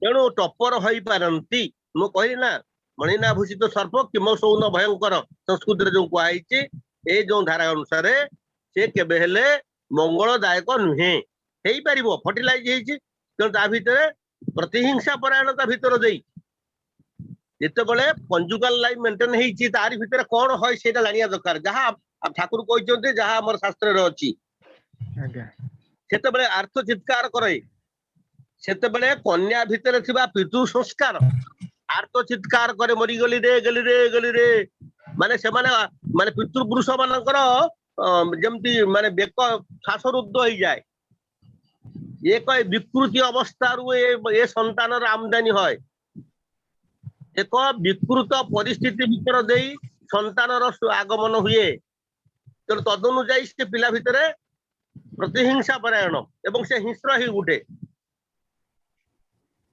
ଦୈହିକ ମିଳନ ପାଇଁ ହୁଏ ତ ଗୋଟେ ଝିଅ ଗୋଟେ ପୁଅ ପାଖରେ ସରେଣ୍ଡର କରିପାରିଥାଏ କିନ୍ତୁ ତାର ବାୟୋଲୋଜିକାଲି ଷ୍ଟ୍ରକ୍ଚର ଭିତରେ ଯୋଉ ରିଆକ୍ସନ হয় ତାକୁ ସେ ଜାଣିପାରେ ନାହିଁ ସୂକ୍ଷ୍ମ ଅତି ସୂକ୍ଷ୍ମ ଏ ଯୋଉ ଜୀବନ ବିଜ୍ଞାନ ସୂକ୍ଷ୍ମ ଅତି ସୂକ୍ଷ୍ମ ତତ୍ତ୍ୱ ନେଇକିରି ପରିଗଠିତ ହେଇଛି ତେଣୁ ସେତେବେଳେ ଯୋଉ ଚିତ୍କାର କରେ ଠାକୁର କହୁଛନ୍ତି କଥା ସେଠି ପିତୃପୁରୁଷ ମାନେ ଗୋତ୍ର ପ୍ରବର ପର୍ଯ୍ୟନ୍ତ ଆମର ଗୋତ୍ର ପୁରୁଷ ଯିଏ ଆମ କୁଳର ମାନେ କୁଳପତି ସେ ପର୍ଯ୍ୟନ୍ତ ସେଇ ଭାବଟା ଟ୍ରାନ୍ସମିଟ କରିଯାଏ ୟା ଭିତରେ ଯୋଉ ଅତ୍ୟାଚାର ହୁଏ ସେ ଅତ୍ୟାଚାରକୁ ସେମାନେ ଟଲରେଟ୍ କରିପାରନ୍ତି ନାହିଁ ଏବଂ ତା ଭିତରେ ଦେଇ ବିକୃତ ସନ୍ତାନ ସୃଷ୍ଟି ହୁଏ ପ୍ରତିହିଂସା ପରାୟଣ ଅନ୍ୟକୁ ଚପେଇ ଦବେଇ ବଡ ହବାର ପ୍ରବୃତ୍ତି ପ୍ରକୃତି ଗୋଟେ ହିଂସ୍ର ଭାବଟା ସୃଷ୍ଟି হয় ତେଣୁ ସେମାନେ ହେଇପାରନ୍ତି ଇଏ ଜଣେ ସାଧାରଣ ଲୋକ କାଲିନା ଆଲୋଚନା ହଉଥିଲା ଜଣେ ବ୍ରାହ୍ମଣକୁ ଯଦି ରାଜା ଦିଆଯିବ ରାଜତ୍ୱ ଦିଆଯିବ କାଲି କହିଲେ ହିଂସା ହିଂସା ନୁହେଁ ସେ ଦୟା କରି କରି ସବୁ ଛାଡିଦବ କାଲି ଯୋଉ ଓଲଟାଟା ଆଲୋଚନା ହେଇଥିଲା ମୁଁ କହିଲିନି ବ୍ରାହ୍ମଣକୁ ଯଦି ରାଜ୍ୟ ସିଂହାସନ ଦିଆଯିବ ସେ କହିବ ଦୟା କରିଦବ କହେ ଛାଡ ଯାହା ଯେ ହେଲା ପିଲା ଲୋକ କଣ କରିଦେଇଛି ଆଉ ସେ କ୍ଷମା ଦୟା ତା ଭିତରେ ମାନେ ଅଶେଷ ତେଣୁ ସେ କଣ କରିବ ସବୁ ଗୁଡାକ ଛାଡିଦବ ଦୋଷୀ ଦଣ୍ଡ ପାଇବନି ଦେଶଟା ଶୃଙ୍ଖଳିତ ହବ ନାହିଁ ତେଣୁ ଯେ ରାଜା ଯିଏ ବିଚାର କରିବ ଯିଏ ମାରିପାରିବ ତାରି ପାରିବ କ୍ଷେତ୍ରୀ ଯୋଉ କାଲି କୁହାଯାଉଥିଲା ବହୁତ କଥା ଆଲୋଚନା ହେଲାଣି ତେଣୁ କିଏ କଣ ପାଇଁ ଫିଟ୍ ସେ କେମିତି ଆସୁଛି ଏଇଟା ଆମର ହେରିଟେଜ ଇନଷ୍ଟିଟ୍ ଆମ ଗୋତ୍ର ପ୍ରବର ଦେଇକି ବଂଶାନୁକ୍ରମିକତା ଭିତରେ ଦେଇ ପ୍ରୟୋଗ କରୁଛି ବର୍ତ୍ତମାନ ତ ସେଇ ସାମାନ୍ୟ ବ୍ୟତିକ୍ରମ ହବାରୁ ବର୍ତ୍ତମାନ ବ୍ରାହ୍ମଣ ମାନେ ମଧ୍ୟ ଭ୍ରଷ୍ଟାଚାରୀ ହେଲେଣି ତାଙ୍କ ଭିତରେ ଟେଣ୍ଡେନ୍ସି ପଶିଗଲାଣି ତା ନିଶ୍ଚିତ ଭାବେ ତାର ମାତୃଦୋଷ ବା 2-3 ପୁରୁଷ ଭିତରେ କୌଣସି ପ୍ରକାର ଓଲଟ ପାଲଟ ହେଇଛି ବା 7 ପୁରୁଷ ଭିତରେ ମଧ୍ୟ କିଛି ବିକୃତ ହେଇଛି ପଶ୍ଚିମୀ କାଳେ ମାନେ ଆମ୍ବ ଗଛରେ ଲେମ୍ବୁ ଫଳିବ କେମିତି ପଶ୍ଚିମୀ କାଳେ ହେଇପାରେ ନା ବର୍ତ୍ତମାନ ମାନେ ମୁଁ ସନ୍ଦିହାନ ଏ ବିଷୟରେ ମୁଁ କହିଲି କେମିତି କଣ ହଉଛି ତେଣୁ ସେଥିପାଇଁ ଆମ ମାନେ ଆଜିର ଯାହାକୁ ଦେଖୁଛେ ଧନ ଧାନ୍ୟରେ ବଡ ହେଇଗଲା ଜଣେ ଧନୀ ହେଇପାରେ ଜଣେ ପାଠରେ ପଢିକିରି ଶାସ୍ତ୍ର ପୁରାଣ ପଢିକିରି ବଡ ବଡ ପଣ୍ଡିତ ବହୁତ କଥା ଆଲୋଚନା କରିପାରେ କିନ୍ତୁ ସେ ନେଗେଟିଭ ଥଟ ଗୁଡାକ ପ୍ରୋମିନେଟ କରେଇବ ସବୁ କାମ ଚଳା ବଜେଟ କରିଦବ ଯୋଉ ଗୁଡାକ ବିଧିକୁ ଲଙ୍ଘନ କରିଯିବ ଆଉ ସେ ବର୍ତ୍ତମାନର ଯୋଉ ବର୍ତ୍ତମାନ ଆଇନ କାନୁନ ହେଇଛି ସେଇ ଆଇନ କାନୁନ ଗୁଡିକୁ ସେ ଆକ୍ସେପ୍ଟ କରିଦବ ସେ କହ ଇଏ ଆଇନ ହେଇଛି ସମ୍ବିଧାନ କରାଯାଇଛି ପରକୀୟା ପ୍ରୀତି ଆଲାଉଡ ବହୁତ ବର୍ତ୍ତମାନ ଯୋଉ ସମାଜ ଚାଲିଛି ଏ ସବୁ ଉଦ୍ଭଟ କଳ୍ପନା ଆସୁଛି କୋଉଠୁ? ଏ ଯୋଉ ବର୍ତ୍ତମାନ ଚିନ୍ତାଧାରା ଆସୁଛି କୋଉଠୁ ଆଉ କୋଉମାନେ କରୁଛନ୍ତି ଆଉ କାହିଁକି କରୁଛନ୍ତି? ୟାର ପରିଣତି ବିଷୟରେ ସେମାନେ ଜାଣିଲେଣି? ଏ ସମାଜର ବର୍ତ୍ତମାନ ଯୋଉ ଆଇନ କାନୁନ ଚାଲିଛି ତାର ଗତିଟା କୁଆଡେ କୁଆଡେ ଯାଉଛି, ସମାଜଟା କଣ ହବ ଆପଣ ମାନେ ଚିନ୍ତା କରି ଦେଖନ୍ତୁ। ଅନେକ ଜିନିଷ ବର୍ତ୍ତମାନ ଆଲାଉ କରା ହେଇଯାଇଛି, ତା ଭିତରେ ଆପଣ ଜାଣନ୍ତୁ ମାନେ ଆଇନ ସମ୍ମତ। ତେଣୁ ୟା ଦ୍ୱାରା ସମାଜର ଉନ୍ନତି ହଉଛି କି ଅବନତି ହଉଛି ଆପଣ ମାନେ ଅନୁଧ୍ୟାନ କରି ଜାଣିପାରିବେ। ତେଣୁ ଏଭଳି କଥାକୁ ଉପସ୍ଥାପନା କରିବା, ଫାଇନାଲ କରିବା ଏବଂ ରାୟ ଦବା, ଏଇଟା କେତେ ଦୂର ଯୁକ୍ତିଯୁକ୍ତ ଆପଣ ମାନେ ବିଚାର କରନ୍ତୁ।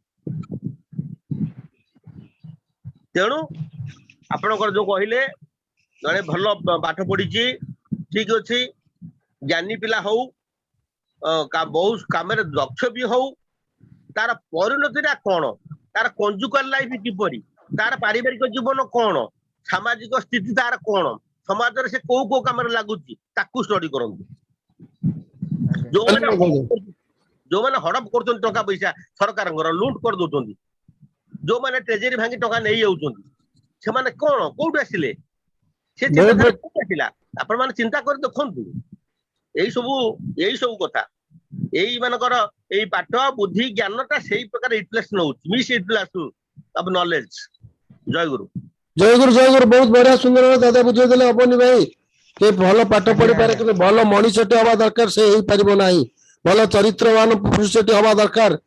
ପ୍ରଭୁଙ୍କର ଯାହା ରହିଛି ନୀତି ନିୟମ, ଯାହା ବିଧି ବିଧାନ ବର୍ଣ୍ଣାଶ୍ରମ ରହିଛି, ସେ ବିଧି ବିଧାନକୁ ଯୋଉମାନେ ବିଧି ବିଧାନକୁ ଉଲ୍ଲଂଘନ କରିଛନ୍ତି ଜୀବନରେ ପଇସା କମେଇ ପାରନ୍ତି, ବଡ ଅଫିସର ହେଇପାରନ୍ତି, ଭଲ ପାଠ ପଢି ପାରନ୍ତି, କିନ୍ତୁ ଭଲ ମଣିଷ ଏଇ ଯୋଉ ମାନସିକତା, ଯୋଉ ଗୋଟେ ଇଷ୍ଟ ମାନସିକତା ଯୋଉ ରହିବ, ପ୍ରଭୁଙ୍କର ଯୋଉ ଚିନ୍ତାଧାରା ତାକୁ ଉଲ୍ଲଂଘନ କରି ଜଣେ କଣ ଉପରକୁ ଯାଇପାରେ ବା ଅର୍ଥ ଉପାର୍ଜନ କରିବା, ଗୋଟେ ଭଲ ପାଠ ପଢିକି ଉପର ସ୍ତରରେ ରହିବା, ସେ କଣ ସମାଜରେ ମଣିଷକୁ ମଣିଷତ୍ୱ ଲାଭ କରିଥାଏ? ତେଣୁ ମଣିଷର ତାର ଚରିତ୍ରର ପରିବର୍ତ୍ତନ ହବ, ଚରିତ୍ର ଭିତରେ ବିଶୃଙ୍ଖଳା ଆସିବ, ଆଉ ସେ ମାନସିକତା ମଧ୍ୟ ଆସିବ। ଉଚ୍ଚ ଘରର ଯୋଉ ଝିଅଟି ତାର ସବୁବେଳେ ମାନସିକତା ଆସିବ, ଆକୁ ସବୁବେଳେ ହୀନ ଦୃଷ୍ଟିରେ ଦେଖିବ। କିଛି ସମୟ ପାଇଁ ଯୋଉ ପ୍ରେମର ଜାଲରେ ପଡି ବିବାହ କରିଦେଇଛି, କିନ୍ତୁ ପରବର୍ତ୍ତୀ ଅବସ୍ଥାରେ ତାଙ୍କ ସାଂସାରିକ ଜୀବନରେ ଅନେକ ଝଡ ଉଠିବ। ପ୍ରତ୍ୟେକ ଝଡରେ ଆସିବ ମୁଁ ଉଚ୍ଚ ଘରୁ ଆସିଛି, ମୁଁ ବ୍ରାହ୍ମଣ ଘରର ଝିଅ, ଟିକେ ଟିକେ କଥାରେ ତା ମନ ଭିତରେ ଆସିବ ଅହଙ୍କାର ଏବଂ ଗର୍ବ। ଆଉ ସେଭଳି ଗର୍ବ ଅହଙ୍କାର ଥିବା ବ୍ୟକ୍ତିତ୍ୱ ଭିତରୁ ଯୋଉ ସନ୍ତାନ ମାନେ ଆସିବେ, ସେ ସନ୍ତାନ ହୁଏତ ପାଠ ପଢି ପାରନ୍ତି ଭଲ ଜିନରେ, କିନ୍ତୁ ତାଙ୍କ ଚରିତ୍ରରେ ସବୁବେଳେ ବିଶୃଙ୍ଖଳତା ଆସିବ। ସେ ଚରିତ୍ରରେ କେବେ ଦେଖନ୍ତୁ, ବଡ ବଡ ଅଫିସର ମାନେ ଚୋରି କରୁଛନ୍ତି, ଭଲ ପାଠ ପଢିକି ଆଇଏଏସ୍ ହଉଛନ୍ତି, ଆଇଏଏସ୍ ହେଇକି ଚୋରି କରୁଛନ୍ତି। ଭଲ ପାଠ ପଢିଦେଲେ କଣ ତାଙ୍କ ଚରିତ୍ର ଠିକ ହେଇଗଲା ନା ଭଲ ଉପରକୁ ଚାଲିଗଲେ ଯେ ବହୁତ ହେଇଗଲା? ଆପଣ ଦେଖୁଛନ୍ତି ବଡ ବଡ ଆଇଏଏସ୍ ଅଫିସର ମାନେ ଚୋରି କରି କୋଟି କୋଟି ଟଙ୍କା ନେଇକି ସଡ଼କ ହେଇକି ଧରା ହଉଛନ୍ତି, ଆରେଷ୍ଟ ହଉଛନ୍ତି, ଜେଲ ଯାଉଛନ୍ତି, କିନ୍ତୁ ସେମାନେ ଭଲ ପାଠ ପଢିଥିଲେ ବୋଲି ଆଇଏଏସ୍ ହେଲେ। ତାମାନେ କଣ ସେ ତାଙ୍କ ଚରିତ୍ର ହେଲା? ଏମିତି ଦେଖନ୍ତୁ, ତ ଚରିତ୍ରବାନ ମଣିଷଟି ହବା ଦରକାର, ଯୋଉଟା ଠାକୁର ଚାହିଁଛନ୍ତି। ସେଥିପାଇଁ ଆପଣ ଏଇଟା ପାଠ ପଢିବା ସହିତ ଆର କିଛି ସମ୍ପର୍କ ନାହିଁ। ପାଠ ଜଣେ ପ୍ରତିଲୋମ ମ୍ୟାରେଜ କଲେ ମଧ୍ୟ ପାଠ ଭଲ ହେଇପାରେ, ବଡ ଚାକିରି କରିପାରେ, ପଇସା କମେଇ ପାରେ, କିନ୍ତୁ ଭଲ ମଣିଷଟିଏ, କ୍ୟାରେକ୍ଟର ବା ଗୋଟେ ଚରିତ୍ରବାନ ପୁରୁଷଟି ହେଇକି ସମାଜରେ ଯେମିତି ପ୍ରଭୁଙ୍କୁ ଧରି ଚାଲିବା, ମଣିଷଟି ହେଇ ମଣିଷର ଦୁଃଖ ବୁଝିବା, ଏଭଳି ମାନସିକତା, ଏଭଳି ବ୍ୟକ୍ତିତ୍ୱ ଆସିବ ନାହିଁ। ଧନ୍ୟବାଦ ଦାଦା, ବୁଝିପାରିଲେ? ଅବନୀ ଭାଇ ଜୟ ଗୁରୁ ସୁଭାଷ, ଜୟ ଗୁରୁ। ମୁଁ ଟିକେ କହିବି, ଆଜ୍ଞା କୁହନ୍ତୁ। ଏ ଯୋଉ ଇଏର ଗୋଟେ ଅଛି ଠାକୁରଙ୍କର, ଯେ ମାନେ ଯୋଉ ପ୍ରତିଲୋମ ଇଏରେ ପ୍ରତିଲୋମ ବିବାହରେ ପ୍ରକୃତି ବିରୁଦ୍ଧରେ ଗୋଟେ ଭୟାନକ ଆକ୍ରମଣ ହୁଏ। ପ୍ରତିଲୋମ ବିବାହରେ ଯେତେବେଳେ ଉପଗତି ହୁଏ, ସେ ନାରୀର ଅନ୍ତରାତ୍ମା ଚିତ୍କାର କରି ଉଠେ। କନ୍ୟାଟି ପ୍ରଗତି ପରଚନାରେ ହଉ କିମ୍ବା ପୁଅର ଚେହେରାରେ ୟା ପଇସାରେ ଚାକିରି ଦେଖି ବିବାହ କରିଗଲା, କିନ୍ତୁ ଉପଗତି ସମୟରେ ତାର ଅନ୍ତରାତ୍ମା ଚିତ୍କାର କରେ। ତାର ପୂର୍ବ ପୁରୁଷ ମାନେ ଯନ୍ତ୍ରଣାରେ ଆର୍ତ ଚିତ୍କାର କରନ୍ତି। ସେମାନଙ୍କ ସନ୍ତାନ ସନ୍ତତି ପୁରୁଷ ନାରୀର କୌଣସି ଭଲ ଗୁଣକୁ ଆକ୍ୱାର କରିପାରନ୍ତି ନାହିଁ, ବହୁ ବିକୃତିକୁ ନେଇକି ଆସିବେ। ପ୍ରତିଭା ଥାଇପାରେ, ଏ ଯୋଉ ଭାଇ ପଚାରୁଛନ୍ତି, ସେ କହିଛନ୍ତି ହଁ ପ୍ରତିଭା ଥାଇପାରେ, ଠାକୁର ବି କହିଛନ୍ତି ଏ କଥା, କିନ୍ତୁ ସେ ପ୍ରତିଭା ୟୁଟିଲାଇଜ ହବ ଇଷ୍ଟ ବିରୁଦ୍ଧରେ, କୃଷ୍ଟି ବିରୁଦ୍ଧରେ। ସେମାନେ ଧର୍ମ ବିରୁଦ୍ଧରେ ଜେହାଦ ଘୋଷଣା କରିବେ। ଏଇଟା ଗୋଟେ ଲେଖା ଥିଲା, ମୁଁ ସେଥିପାଇଁ ସମରାଇଜ କରିଦେଲି। ଜୟ ଗୁରୁ। ବହୁତ ବହୁତ ଧନ୍ୟବାଦ, ବହୁତ ବହୁତ ଧନ୍ୟବାଦ, ବହୁତ ବଢିଆ ଏକ୍ସାମ୍ପଲ, ବହୁତ ବହୁତ ଧନ୍ୟବାଦ। ସେଇ ଭାବଟା ହିଁ ମୁଁ କହିଲି, ସେଇ ଭାବଟା ହିଁ ଯୋଉଟା କହିଲା ଆପଣ, ସେଇ କଥାଟା ହିଁ ମୁଁ କହିଥିଲି ହେଲା। ସେଇ ଭାବଟା ହିଁ, ସେଇ ଜ୍ଞାନ ଭିତରେ ଆମର ଥିଲା, ସେତିକିଟା ହିଁ କହିଲି। ଆପଣ ପଢିକି କହିଲେ ଆଉ। ଆଜ୍ଞା ଅବନୀ ଭାଇ ବୁଝିପାରିଲେ? ଅବନୀ ଭାଇ ବୁଝିପାରିଲେ? ଅବନୀ କୁମାର ଦାସ, ଦାଦା ବୁଝିପାରିଲି। ନେକ୍ସଟ କ୍ୱେଶ୍ଚନ ଯିବା। ଜଲିସ୍ମିତା ସ୍ୱାଇଁ, ଜଲିସ୍ମିତା ସ୍ୱାଇଁ। ଜୟ ଗୁରୁ। ଜଲିସ୍ମିତା ସ୍ୱାଇଁ ହ୍ୟାଲୋ ଜଲିସ୍ମିତା ସ୍ୱାଇଁ ହାତ ଟେକିଛନ୍ତି ପ୍ରଶ୍ନ ପଚାରନ୍ତୁ ହ୍ୟାଲୋ ଜଲିସ୍ମିତା ସ୍ୱାଇଁ नेक्स्ट क्वेश्चन के पचारिए पचारंतु नेक्स्ट क्वेश्चन से सुनी पारु नांती बोधे मोबाइल जॉइन करछिंती तो मोबाइल पकड़ नांती जय गुरु नेक्स्ट क्वेश्चन सुभाष साहू पुरी दादा जय गुरु आज्ञा कोन दादा ए जो दादा ने कहउछले मु से सुनछि बतानो कथा बुझी कोन जे मन भीतर आ गोटे क्वेश्चन आछि आजिर डेट रे जो सहपाठ्यक्रम चलिया फल झील पिला पु पिला हस्टेल रही कॉलेज पाठ पढ़ले आम तो जानी पारे कि क्यारेक्टरलेस कि भल आ सब गुरु भाई झी आम गोटे कहूँ मो दादा मो झी को मो गुरु भाई दादा पुओ साथ मैरेज करी स्वस्तिनी परिवार कि ना स्वस्तिनी घर मो झीटी आनी मो पुओ सेमती तो एमनी गुरु परिवार सेमती तो मिलिया बहुत मुश्किल मुझे भी खोजी खोजी पागल मिलना सेमती आम कौन एमती क्या माने आज डेट रे आम हिसाब से जाना भितर माने 100% रु 60% माने झील माने मैरेज पूर्व जो लिविंग माने ये करुछंती हां जो मानस केमिति कैरेक्टर गुड कैरेक्टर झील बाछी आनी परिबा टिके से विषय कहले how to find out a good character girl for marriage Dr. Ramakant Mishra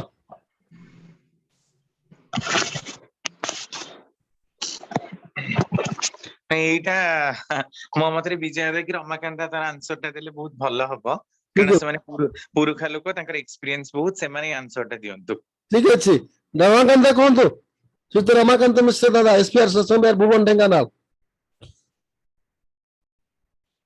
Ramakant कोन हम केमिति चिनिया आजिकल झील मान को बहुत कष्ट हो बाहर करे स्वस्तिन होल्डर लोक स्वस्तिन होल्डर गाल को खाली बाहर अन्य आनी परिबेनी खाली बिना स्वस्तिन अन्य को आनी परिबे अन्य को भलो झील नांती झील को चिनिबे ता माठू आज्ञा झील को चिनिबे माठरू बाहर चाली चलन आचार व्यवहार कथाबार्ता रु जानिबे झील कोन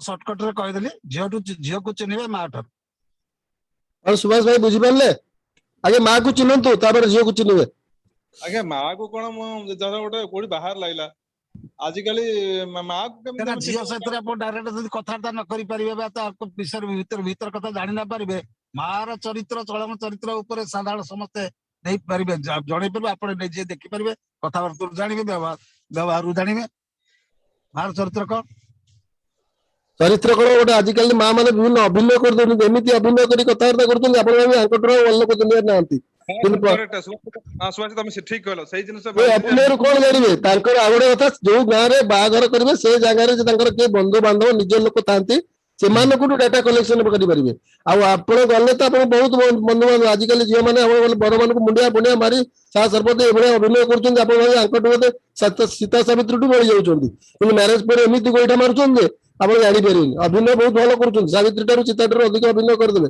मैरिज करिया पूर्व किंतु प्रकृत डाटा केंति पाइबे प्रकृत डाटा जे से घर सेटा टिके रमाकांत बुझंतो आचार्य दादा बुझंते मते क्लियर उत्तर दियंतो ए सैटिस्फैक्शन होउनी सर कथाटा होचे जो सुनतु सेस्टिटिटी जो जिनसा से जिनसा सेटा सहजर जानि हबनी जानि हबो किंतु आपण वर्तमान 100% श्योर कहि परिबेनी जे को झियोटा ठीक को पुओटा ठीक कहि परिबेनी वर्तमान जो सभ्यता वर्तमान जो दुनिया ए जो 100 भीतर 1 2 ठीक थिबे वर्तमान समस्त भीतर दोष त्रुटि रहउची एटा रहिबो मध्ये वर्तमान बेभलिया परिवेश तेणु सेटा पर विशेष गुरुत्व न देकरी तांकर वंश बुनियाद तांकर चालीचलन तांकर माने ये तांकर हम बंधु बांधव भीतर देकरी बा अन्य का माध्यम रे आपण सब आगे प्रथम विजुअलाइज करबो तांकर चलनटा केम तापर का सत तांका मार आचरण देखिकरी जानिबे से जिनसडा कोन हलो वर्तमान कोनसी कहि परिबेनी गोटे झियो कि कार 100% झियो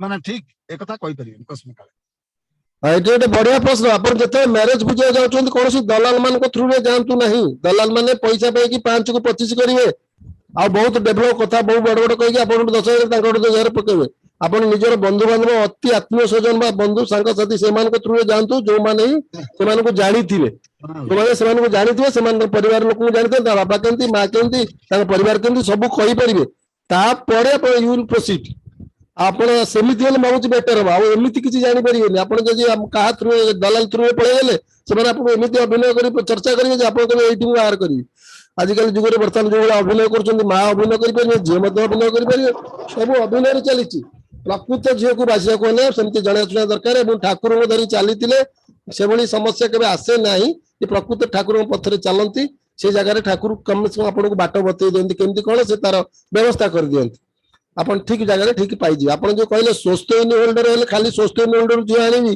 ता नुह आप अन्य घर भी झी आनी पारे गोटे बहुत दीक्षित परिवार बिना स्वस्थ इन वाला झी आसिले भी से स्वस्थ मैंने आस्ते आस्ते से परिवर्तन हो आप आचार्यदेव कथा जानते आचार्यदेव क्या हुई से स्वस्थ नहीं से आमिष खाऊले बर्तमान जो आचार्यदेव अच्छा तेज से तो झी आनी बर्तमान जो आचार्यदेव टोटाल दीक्षा नहीं थे आमिष खाऊले दीक्षा नहीं आमिष तो खाऊले ना किंतु आप स्वस्थ होल्डर खाली मुझे आइस कहूनी से झील ना एवं जड़े जाए पाखे जड़े कहले गोटे घर झीटे मुझे बुझी पुआ फोटो नहीं देखले दादा था से कहले ये दीक्षित परिवार झीटे भलटे दादा सांगे सांगे गोटे अदीक्षित परिवार झी आने कहीं कहले आप स्वस्थ अदीक्षित परिवार झील कौन परिवर्तन हो परवर्ती अवस्था आप चली किसी दिन से आस्ते आस्ते आस्ते आस्ते परिवर्तन एमती किसी ना आप प्रथम आमिष छाड़े आप आमिष खाऊले आस्ते आस्ते परवर्ती अवस्था आप छाड़े ठाकुर को बुझला तो ठाकुर को बुझी जानवे अवस्था छाड़े तेना भल झीटे पाइबा आप सबकि आप निजर निज लोक द्वारा ही बुझीपारे परिवार और झील विषय आउ सब जिनसा सब क्राइटेरिया देखिले पाइबाटा जदि भाग्य जोर थाए सब क्राइटेरिया भी झील मिल पारे भल परिवार आपड़ से रामचंद्र भली पुरुष होते सीता भली झील मिल पारे आम तो रामचंद्र भली पुरुष नुह आम सब सीता को खोजा केमतिया आम को आगे रामचंद्र हो पड़ो सीता ऑटोमेटिकली आसीजे जय गुरु कहतु नाई प्रकृत भी सुभाष भाई से कथा मु देखी कौन एटा बहु अनुभूति एबे सब रिसेंटली बहुत भाई माने बाहागर हेचंती सब से गां पटर हेचंती से माने आसिला परे तो माने विदिन 2 to 3 मंथ रे सुस्त इन नेचंती से झियो माने आसिला परे 2 ରୁ 3 मास भीतर ही सुस्त इन नै जाइचंती बेसी बुझेबा को पड़नी तेणु कथा होची मूलतः संस्कार कि भली आमे मानकर एक्चुअली प्रॉब्लम टा होची कोन ना आमे माने खोजुचु शिक्षार क्वालिफिकेशन तांकर भलो थिबो तांकर धन थी भलो थिबो प्रथम कथा तो से देखिबा को सुंदर हेतिबो सेकंड कथा तापरे जातक जीवु तापरे आमे तांकर क्वालिफिकेशन तांकर स्टेटस एही सब क्राइटेरिया गुडा तो देखिबार ही नाही एही सब क्राइटेरिया तो ठाकुरंकर ये देखिबे ना आमे जदी सुसंस्कारी आनिबा को चाहूचु ताहले हमर ए सब पुणी देखिला हबनी धन देई पारुथबो तांकर पूरा स्टेटस इक्वाली मेंटेन होथबो आम भली से मानकर सब हाईली एजुकेटेड हेथिबे सेमती हेल तो आमे जीवन व्यापी खोजिले भी पाइबुनी आ जदी भी पाइबु ताले रदिया माल ही पाइबु कारण जे उच्च शिक्षित आमे जेमती अलगा माने को बाचुचु से माने भी त हमको बाचिबे ना आमे ता अपरूप दिव्य सुंदर गुडा कहिनु समस्त गुण रे परिपूर्ण हेनु जे अलगा माने भी हमको देखिले ही गोटे थर रे सिलेक्ट कर देबे तो आमे जेमती अलगा माने को बाचिबु बाची बाची की परिणति 40 45 हेजिबो तापर आ किछि मिलिबनी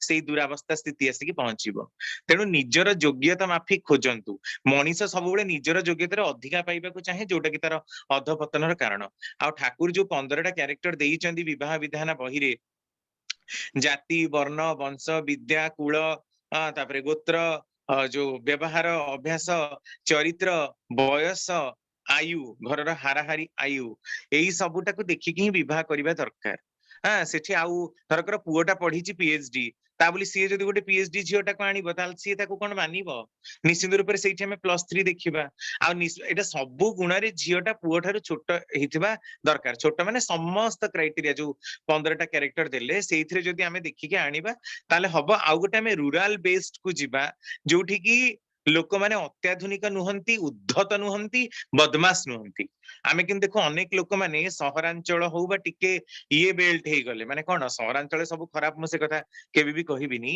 माने टिके उन्नत बेल्ट हे गले तांका भितरे माने प्रायतः परिमाण रे देखा जाय भांडामी अभद्रामी चालबाजी क्रूरता और खळता बहुत परिमाण रे देखा जाय तो एबे भी बहुत जगह रही ओडिसा रे बाहर कथा तो मु कहि परिबिनी भारतर विभिन्न जगह कथा किंतु ओडिसा रे बहुत जगह रही जोठी की संस्कारी पिला माने मिलंती संस्कारी पिला माने पूजा पाठ रे आग्रह रखंती बापा मां को प्रति श्रद्धा रखंती गुरु गुरुजन को प्रति श्रद्धा रखंती कहिले गोटे कथा सुनंती आ एति की अमान्यतर वृत्ति जो माने करे एति की भी खातिर जो माने करूनांती देवता ब्राह्मण गुरुजन बापा मां को जो माने सम्मान करूनांती श्रद्धा करूनांती से माने को पाखरो हमें कोन आशा रखिबा आ जोठी आमे जेते उच्च शिक्षित देखिबा सेठी सेते ही भ्रष्टाचारी चलणी मु देखिछि आमर यूनिवर्सिटी रे पढ़ला बेले भी झील मैंने भारी उद्धत कौन प्रकार सेमती पुओ माने भी ताठू बड़ी उद्धत तेणु उद्धत पिला जी ताको तो उद्धतामी ही मिलिबो आ जोठी भल पिलाटाको भी गोटे उद्धत झील मिलुची ता माने आमे देखिबारे ही भूल करिछु आमे निश्चित रूप रे केवल सुंदर देखिके हो धन देखिके हो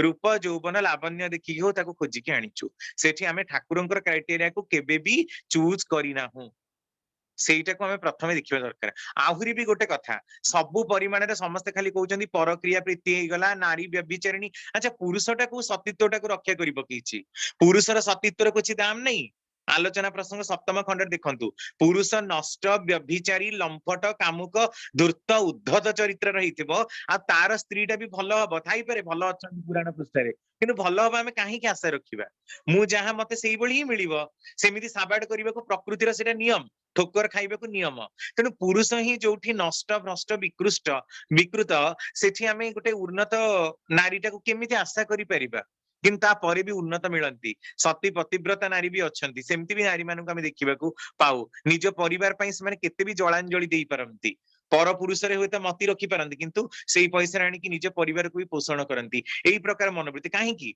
तार पुरुषटा अयोग्य हो जाइछि पुरुषर जो पूरण प्रवणताटा ही नाही आज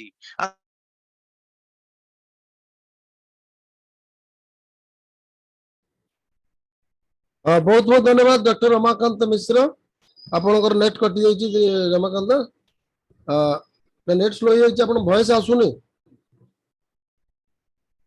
ठीक अछि रमाकांत बहुत बढ़िया बढ़िया कथा कहले बहुत सुंदर कथा कहिसंती जे नारी आमे चरित्र आगुरु सेटा कहिछि आमे तो रामचंद्र हेने सीता को खोजिया के आम भीतर केते अपवित्र रहिछि आम भीतर केते आमे कुचिंता दुश्चिंता करिछे केते कुकर्म करिछे आमे जानिछे सेटा सेही पुरुष ही जाने अन्य केही जानते नहीं से के आमे केते कुकर्म करिछि आ मु जदि एते कुकर्म इसका करिछि मु काई एते क्लीन देखिया को जिबि तापरे आ सेटा भी सब बेले आमे खराब हेल भी भलटा को आनिया को चेष्टा करू आमे से हम भाग्य जे तिबा आमे जे परिवर्तन हेतबा समर्पित हे जा भगवान सेटा को आपन को इच्छा परिपूर्ण करिवे आपन केमिति मनीष आपन को चिंताधारा कोन आपन कोन कर्म करछन्ती से भावग्राही जानिछन्ती आपन सही अनुसार आपन भाव और कर्म अनुसार आपन को नारी प्राप्त हुए अजथा हबो नाही आमे जहा खाली भाबी देले हबनी हम कर्म हमर चिंता आमे जहा करि नथिबा हम त पाई परिबा नाही आमे जेमति कर्म करबा जेमति चिंता करबा आमे जहा करिथिबा ताकू नै कि हम कन्या प्राप्त हुए तेणु गोटे स्त्रीटे प्राप्त हुए जहा हो ना कहीं आमे सब बेले सेमति जिबा झियो आनिबो सब बेले तळ घरु झियो दबा ऊपर घरे एटा त हमर गोटे पुराना कथा रहिछि सब बेले सब कथा रमाकांत कहले हमर 15टा जो अछि आमे पॉइंट सब पॉइंट को आमे फिल करथिबा सब थरे कम शिक्षा रे सब थरे कम ता घर परिस्थिति सब थरे स्पेशल आ जेटा कहले गोटे कथाटा कहले जे वर्तमान नारी माने जो असत उपाय रे पैसा रोजगार करी परिवार को चलू छंती ताटी मो एटा समर्थन करिबि ने काहे कि ना अनेक गोटे परिवार रे पुरुष माने असमर्थ हो जाउछंती कौनसी कार्य रोजगार करि पारु नाहंती शारीरिक असुस्थता हो पारे हठात कि शरीर गोटे विशिष्ट बड़ रोग हो गला से अचल हो गले हठात रोजगार करथिले रोजगार क्षम रोजगार तो पळे गला तापर नारी को असत उपाय रोजगार करी परिवार को पोषिबाटा कोन ठीक नुह किंतु से ताहा सत उपाय तो बहुत अच्छी कुटीर शिल्प अच्छी बहुत कथा अच्छी से बहुत शिक्षित आइतले ट्यूशन करि परिबा कुटीर शिल्प घरे करि परिबा छोट छोट माने मसला गुंडाटू धरि के मिक्सचर सेउ छाणी के मध्य पैकेट करि विभिन्न उपाय मध्य परिवार को बहुत तल स्तर रे माने अच्छी बजै परिबा हमें सचोट उपाय को अवलंबन करिवा नाही आपण सत उपाय कष्ट ही पारे मध्य हमें बहुत कष्ट भोगी पारे मध्य किंतु सेतिर जो से परिवार जो शांति मिले सुख मिले आनंद मिलिबो आ से परिवार से कष्ट पैसा जो पिला माने जन्म हेबे आ जो पिला माने सेतिर परिपालित हेबे से पिला माने भविष्य रे गोटे उज्जवल तारकाई सारा विश्व को प्रभु को पाथर नहीं पारिबे हमें जदी से भली परिस्थिति रे से भली चिंता मानसिकता नहीं करबा ये जीवन रे जते कष्ट आसु दुख आसु हमें असत उपाय को अवलंबन करबा नाही कि असत उपाय रे पैसा रोजगार करबा नाही एटा होची मोर मतामत धन्यवाद जय गुरु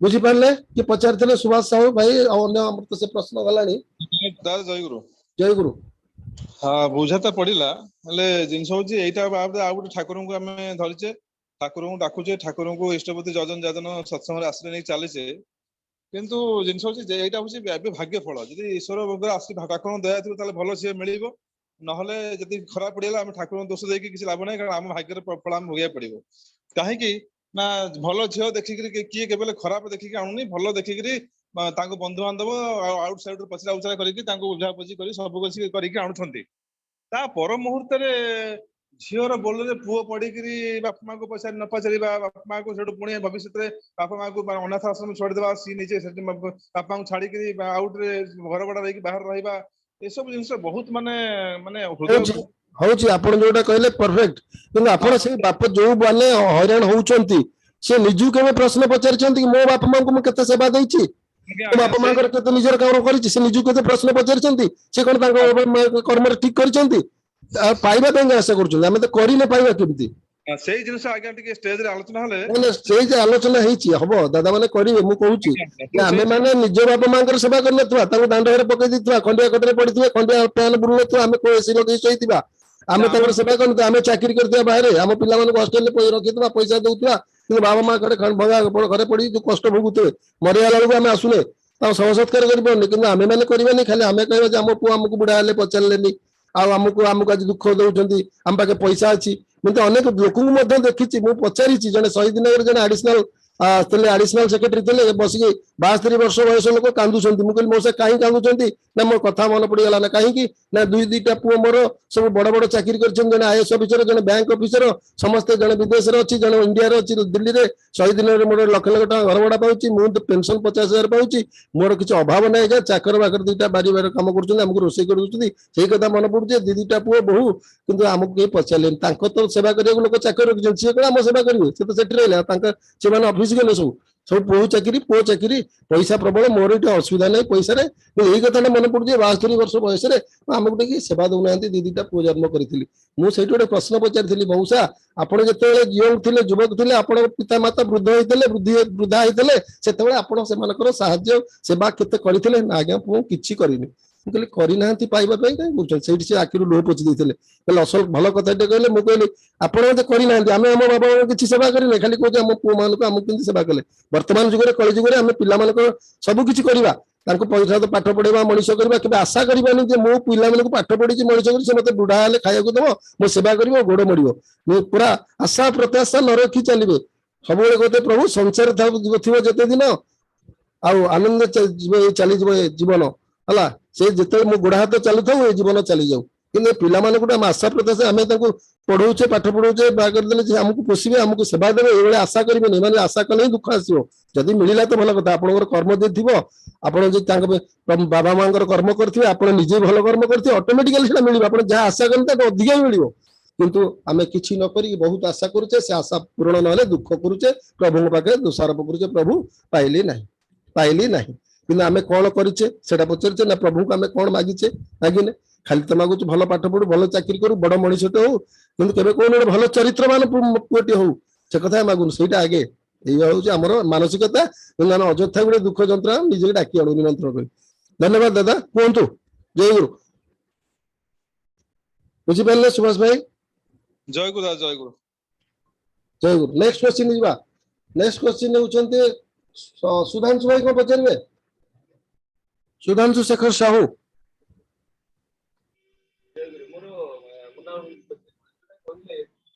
ସୁଧାଂଶୁ ଶେଖର ସାହୁ କଣ ପଚାରିବେ କି? ତାପରେ ଗାଜେନ୍ଦ୍ର କୁମାର ସାହୁ ଅଛନ୍ତି SPR। ଜୟ ଗୁରୁ ସୁଭାଷ ଭାଇ, ଶୁଭୁନି? ଜୟ ଗୁରୁ, ଶୁଭିଲା, କୁହନ୍ତୁ।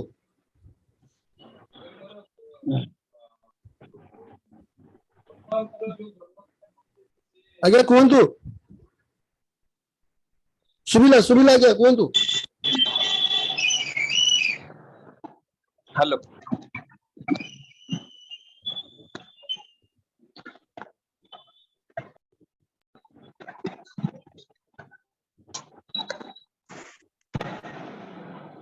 ଜୟ ଗୁରୁ ଭାଇ, ଶୁଭିଲା? ହ୍ୟାଲୋ। ଆଜ୍ଞା କୁହନ୍ତୁ। ମୁଁ କହିଲି ମୁନା ଭାଇ ଯୋଉଟା କହୁନଥିଲେ ଯେ ପବନ ଠାନା ସୂର୍ଯ୍ୟଙ୍କ ଠାରୁ ସେ ଜନ୍ମ ନିଅନ୍ତି, ତାହେଲେ ଆମର ଏଇ ଯୋଉ ଭୀମକୁ କୁହାଯାଇଛି ପବନ ପୁତ୍ର, ଆଉ ଏକୁ ଯୋଉ କୁହାଯାଇଛି ଇନ୍ଦ୍ରଙ୍କର ପୁତ୍ର, ତାପରେ ତାଙ୍କୁ ଯୋଉ ଅଶ୍ୱିନୀ କୁମାରଙ୍କ ପୁତ୍ର ବୋଲି କୁହାଯାଇଛି ନକୁଳ ସହଦେବଙ୍କୁ, ୟାର କଣ ଜଷ୍ଟିଫିକେସନ ଅଛି? ଡକ୍ଟର ରମାକାନ୍ତ ମିଶ୍ର କୁହନ୍ତୁ। ମୁଁ ପ୍ରଶ୍ନଟି ଶୁଣି ପାରିନି, ବାହାରିଥିଲି, ଆଉ ଥରେ ଗୋଟେ ଲାଇନରେ ଟିକେ ପଚାରନ୍ତୁ ପ୍ରଶ୍ନଟି। ମୁଁ କହିଲି ଆପଣ ଯୋଉ କହିଲେନି ଏଇଟା ପବନ ପୁତ୍ର ନା ଇଏ ସୂର୍ଯ୍ୟଙ୍କର ପୁତ୍ର ନୁହନ୍ତି, ସୂର୍ଯ୍ୟ ବୋଲି କେହି ଜଣେ କ୍ଷତ୍ରିୟ ଥିଲେ, ସେଥିପାଇଁ ତାଙ୍କ ସହିତ ତାଙ୍କର କୁମାରୀ ବୟସରେ ରିଲେସନ ଥିଲା, ତେଣୁ ସେମିତି କିଛି ଠାକୁରଙ୍କୁ କହିବା ଅନୁସାରେ ସୂର୍ଯ୍ୟଙ୍କର ସେମିତି ମାନେ ସୂର୍ଯ୍ୟଙ୍କ ଠାରୁ ସେ ନୁହନ୍ତି। ସେମିତି ଭୀମକୁ ଆମେ କହିଛନ୍ତି ପବନ ପୁତ୍ର, ଆଉ ଆମର କୁହନ୍ତି ଅର୍ଜୁନକୁ କୁହନ୍ତି ଇନ୍ଦ୍ରଙ୍କ ପୁତ୍ର, ଆଉ ଅଶ୍ବିନୀ କୁମାରଙ୍କ ପୁତ୍ର ଆମର ଯୋଉ ନକୁଳ ସହଦେବ କୁହନ୍ତି। ୟାର କଣ ଜଷ୍ଟିଫିକେସନ ଅଛି? ଠାକୁର ୟା ବିଷୟରେ କଣ କହିଛନ୍ତି?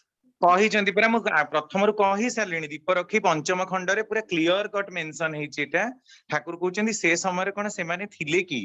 ଏଇ ଯୋଉ ସୂର୍ଯ୍ୟ କହୁଛନ୍ତି, ଅଶ୍ବିନୀ କୁମାର କହୁଛନ୍ତି, ବା ଇନ୍ଦ୍ର ଚନ୍ଦ୍ର ବରୁଣ ଯାହା ବି କୁହନ୍ତୁ, ଏମାନେ ସବୁ କଣ ମଣିଷ ଦେହ ଧରିକି ସେ ସମୟରେ ଥିଲେ କି? ମୁଁ ରାମାୟଣ ଫାମାୟଣ କିଛି ପଢିନି।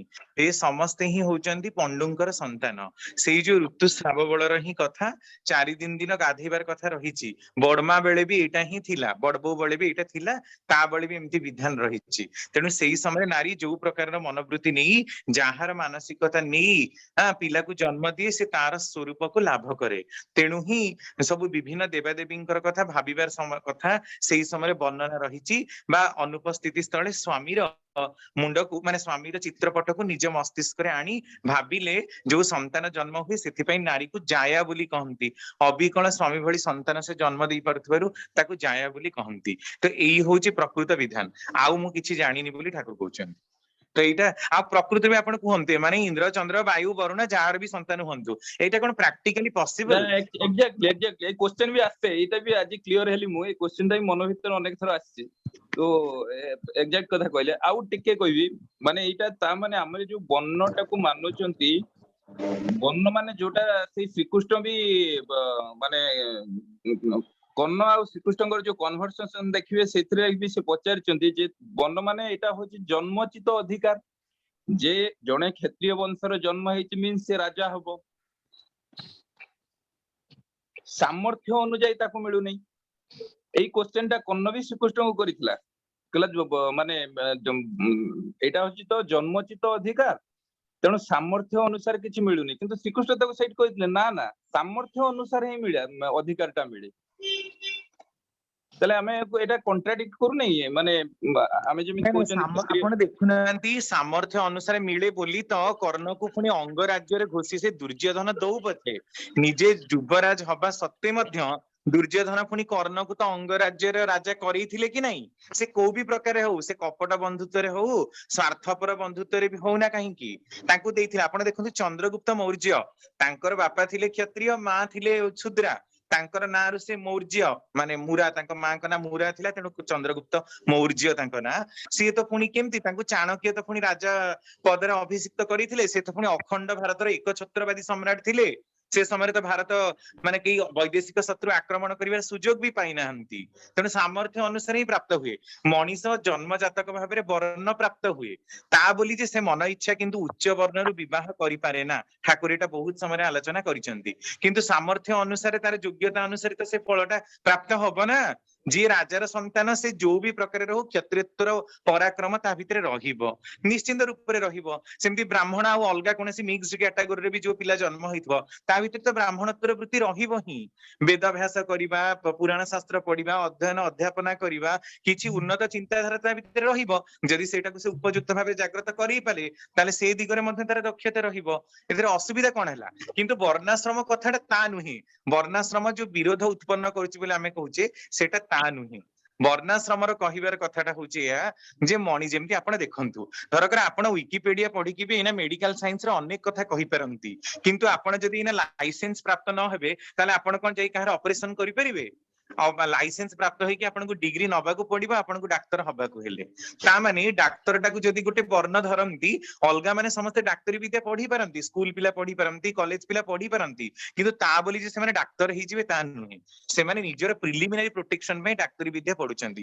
ସେମିତି ଆଉ ଗୁରୁକୁଳ ଆଶ୍ରମରେ ବି ତା ହିଁ କରାଯାଉଥିଲା। ବର୍ଣ୍ଣାଶ୍ରମରେ ସମସ୍ତେ ସବୁ ବିଦ୍ୟା ଶିଖୁଥିଲେ, କିନ୍ତୁ ନିଜର ବର୍ଣ୍ଣର ଯୋଉ ଆଚରଣୀୟ ଧର୍ମଟା ସେଇଟା ହିଁ କରୁଥିଲେ, ଅଲଗା ମାନଙ୍କର କାମଟାକୁ କରୁନଥିଲେ।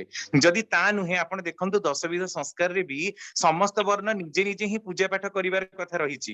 ଯଦି କେବଳ ବ୍ରାହ୍ମଣ ଆସିକି ହିଁ ସମସ୍ତଙ୍କ ଘରେ ପୂଜା କରିବେ, ତାହେଲେ କ୍ଷତ୍ରିୟ ଆଉ ବୈଶ୍ୟ ମାନଙ୍କ ପାଇଁ ଦଶବିଧ ସଂସ୍କାର କେମିତି ସେମାନେ ନିଜେ କରିବାର କଥା କୁହାଯାଇଛି? ସେମାନେ କେମିତି ନିଜେ ପୂଜା କରିପାରିବେ? ସେମାନେ ତ ପୂଜା ଜାଣିନାହାନ୍ତି। ताले तो शास्त्र रे कथा विरोध उत्पन्न करछि ए प्रकार उक्ति वैदिक जुगरे नथिला एहा परपर समय अपभ्रंश ही लोक माने ताको एक पाखिका कर दैछंती समस्त सब किछि ही सिखुथिले किंतु निजर वर्णर प्रायोरिटी अनुसार जो विद्याटा शिक्षा लाभ करिवार कथा सेथिरे से माने मास्टरी पाउथिले आ सेईटा को ही जीवन व्यापी आचरण करी चालुथिले केबे केही कार वृत्ति हड़प करू नथिले एई थिला कथा बुझिपाइले सुधांशु भाई? जय गुरु हाँ ठीक है आगे next question Gajendra Kumar Sahu SPR दादा जय गुरु।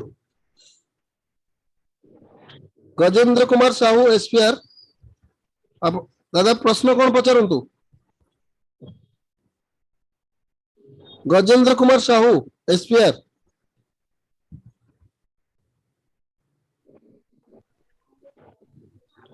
नेक्स्ट क्वेश्चन दीनबंधु पृष्ठे झारसुगुड़ा जय गुरु।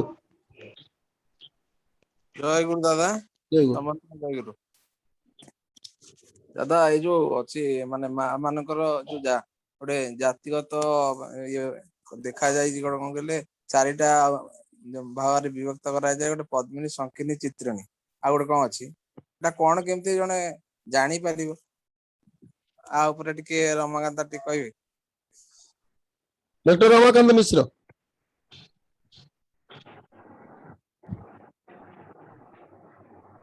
जहाँ शास्त्र क्राइटेरिया रही पद्मिनी जातीय नारी माने होचंदी दुर्लभ से माने होचंदी लक्ष्मींकर स्वरूप तांकर आखि टिके टेरा युक्त थाए टेरा हेकी थाए देखिबा को बेसी सुंदर नुहंती समभावापन्न समस्त प्रकार गुण को सह्य करी बह्य करी से माने संसार को चली पारंती आ संखिनी देखिबा को दिव्य सुंदर समभावापन्न गुण से माने पद्मिनी भली एते चालाक नहले मध्य निजर सौंदर्यतारे बसीकरण करी लोक मानक आकृष्ट करी घर परिवार को चलिबार क्षमता रखती संखिनी अच्छा पद्मिनी संखिनी तापरे चित्रिणी हस्तिनी हस्तिनी जातीय नारी माने मध्य देखिबा को दिव्य सुंदर किंतु घर भांगी तांकर प्रकृति बुद्धि गुडाक प्रायतः प्रतिलोमत ही थाए नष्ट करिबा घर को विध्वंस करिबा निज को निजे ही बेसी इंपोर्टेंस दबा कैरेक्टर तांको पाखरे थाए एटा हस्तिनी हस्ती भली गजेंद्र गमनी चाली जो माने चालंती से माने होचंती हस्तिनी आ चित्रिणी रो स्वभाव होची खळ प्रकृति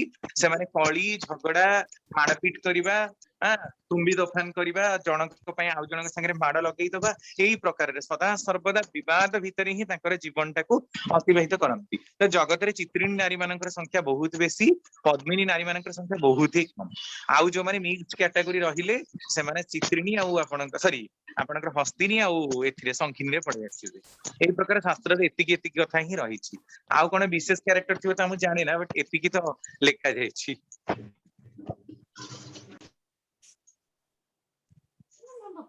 विजेता कौन जानते कौन? पंडित विजय कुमार आचार्य विजेता कौन आप अधिक जानते कहतु? रमाकांत तो कहले पंडित कहले मेन सारांश कहजंती और किछि खराब नै ठीक अछि। एनी एडिशनल पॉइंट्स ना एडिशनल पॉइंट किछि तो धन्यवाद भाई बुझी पाले दिनबंधु भाई बुझी पाले आगे आगे दादा। हां नेक्स्ट क्वेश्चन जी नेक्स्ट क्वेश्चन पुष्पलता पुथाल पुष्पलता पुथाल आउ के पचारिए प्रश्न? नेक्स्ट क्वेश्चन हाथ टेकंतु रेज हैंड गोटे अच्छे ऑप्शन आपण से रेज हैंड मारंतु नले आपण प्रश्न पचारंतु। दादा जय गुरु सौदामणि साहू मां प्रश्न करंतु। आज्ञा आजिकली जो आधुनिक जुगरे पुओ माने झियो माने बेसी देखिली माने शादी.com जो हमर आसी सेटार भी एडवर्टाइजमेंट बहुत होउची टीवी रे भी तार एडवर्टाइजमेंट होउची एटा केते दूर ठीक जे ए जो शादी.com जो रही छे सेटा भी विवाह करूछंती हम भी देखिछु विवाह को एटा केते दूर ठीक से विषय रे टिके दादा कोन दे। जय गुरु दादा माने केते दूर ठीक माने कोन कौन था माने केते दूर ऑथेंटिक केते दूर युक्तियुक्त सुनंतु शादी.com रे भी तो आपण बाहाघर क्राइटेरिया जोठी भी देखंतु से शादी.com रे गोटे झियो आपनकु जोगी दिया जाउची गोटे पुआ आपनकु जोगी दिया जाउची एबे तार आपण सेही प्रस्तावटा आनिले तार खोज खबर नेबे सेठी भी सेया ही कराउची आमे एठी जाहा करूचे सेठी मते सेया बाकी एया जेतेबेले अत्यधिक डिस्टेंस मैरिज करूचे आमे खापचारे पडुचे कारण आमे वेरीफाई करि पारने जे से माने केते दूर सत्य केते दूर मिथ्यार डाटा दउचंती तेणु जहाँ बायोडाटा से लोड करुचंती से प्रकृत रे ताहा अछि कि तांको घरे जे वेरीफाई करंतु आ ठाकुरंकर कैरेक्टर अनुसार जो 15 टी कैरेक्टर रहिछि सेही अनुसार आपण विवेचना करी कि जदि आपणकर युक्तियुक्तता होछि ताले करंतु असुविधा कोन हैला आमे तो एमिति खोजी के पाउने बरम शादी.com रे पैसा देले तो मिलुची तो सेही अनुसार आपण वेरीफाई करिवे ठाकुरंकर कैरेक्टर अनुसार जोटी मैच करिवे एटी करिवे आज्ञा निजे निजे भी बहुत माने डाटा मिछ डाटा उडे भी दउछन सेटा भी खोजिबा हाँ, बहुत सेटा आपण वेरीफाई करिवे ना सिए देला मु एना कहबी मु कोटी टंका पाउची त सेटा आपण देखिबे जे पाउची कि नाही आस्की वेरीफाई करिवे ସେଇଟା କରିବା ବହୁତ କିନ୍ତୁ କଷ୍ଟ ଆଜିକାଲି ପିଲାମାନେ ବହୁତ ମିଛ ଝିଅ ମାନେ ମିଛ କହିକି ଦଉଛନ୍ତି ସେଟା ଭେରିଫାଇ ଆଜିକାଲି କରିବା ପୁଅ ମାନେ ବି କୋଉ ମାନୁଛନ୍ତି କହୁନାହାନ୍ତି ସେଟା ତ କରିବା କଷ୍ଟ କିନ୍ତୁ କୋଉ ପୁଅ ଆଉ ଝିଅ ଖାଲି ବାପା ମାଙ୍କର କଥା ମାନୁଛନ୍ତି କୁହନ୍ତୁ ସମସ୍ତେ ତ ଚାହୁଁଛନ୍ତି ନିଜ ଅନୁସାରେ ବାହାଘର ହେବେ ତେଣୁ ଖାପଚରେ ଯେତେବେଳେ ପଡିବା ସେତେବେଳେ କରିବ କିଏ ଆମେ ତ କାହା କଥା ମାନିବୁନି କି ଶୁଣିବୁନି ନିଜ ଅନୁସାରେ ଯିବୁ ତାପରେ ପୁଣି ଖାପଚରେ ପଡିଲେ କିଏ ଆମକୁ ଆଉ ସାହାଯ୍ୟ କରିବ ତେଣୁ ଯାହା ସେ ଯୋଉ କହନ୍ତିନି ବୁଝି ବିଚାରି କାର୍ଯ୍ୟ କଲେ ପ୍ରମାଦ ନ ପଡଇ ଭଲେ ଆମେ ମନ ଇଚ୍ଛା କାର୍ଯ୍ୟ କରିବୁ ପ୍ରମାଦ ତାପରେ ଗଣିବୁ ଆଉ କେହି କିଛି କରିପାରିବେନି ଆଜ୍ଞା ଦାଦା ଧନ୍ୟବାଦ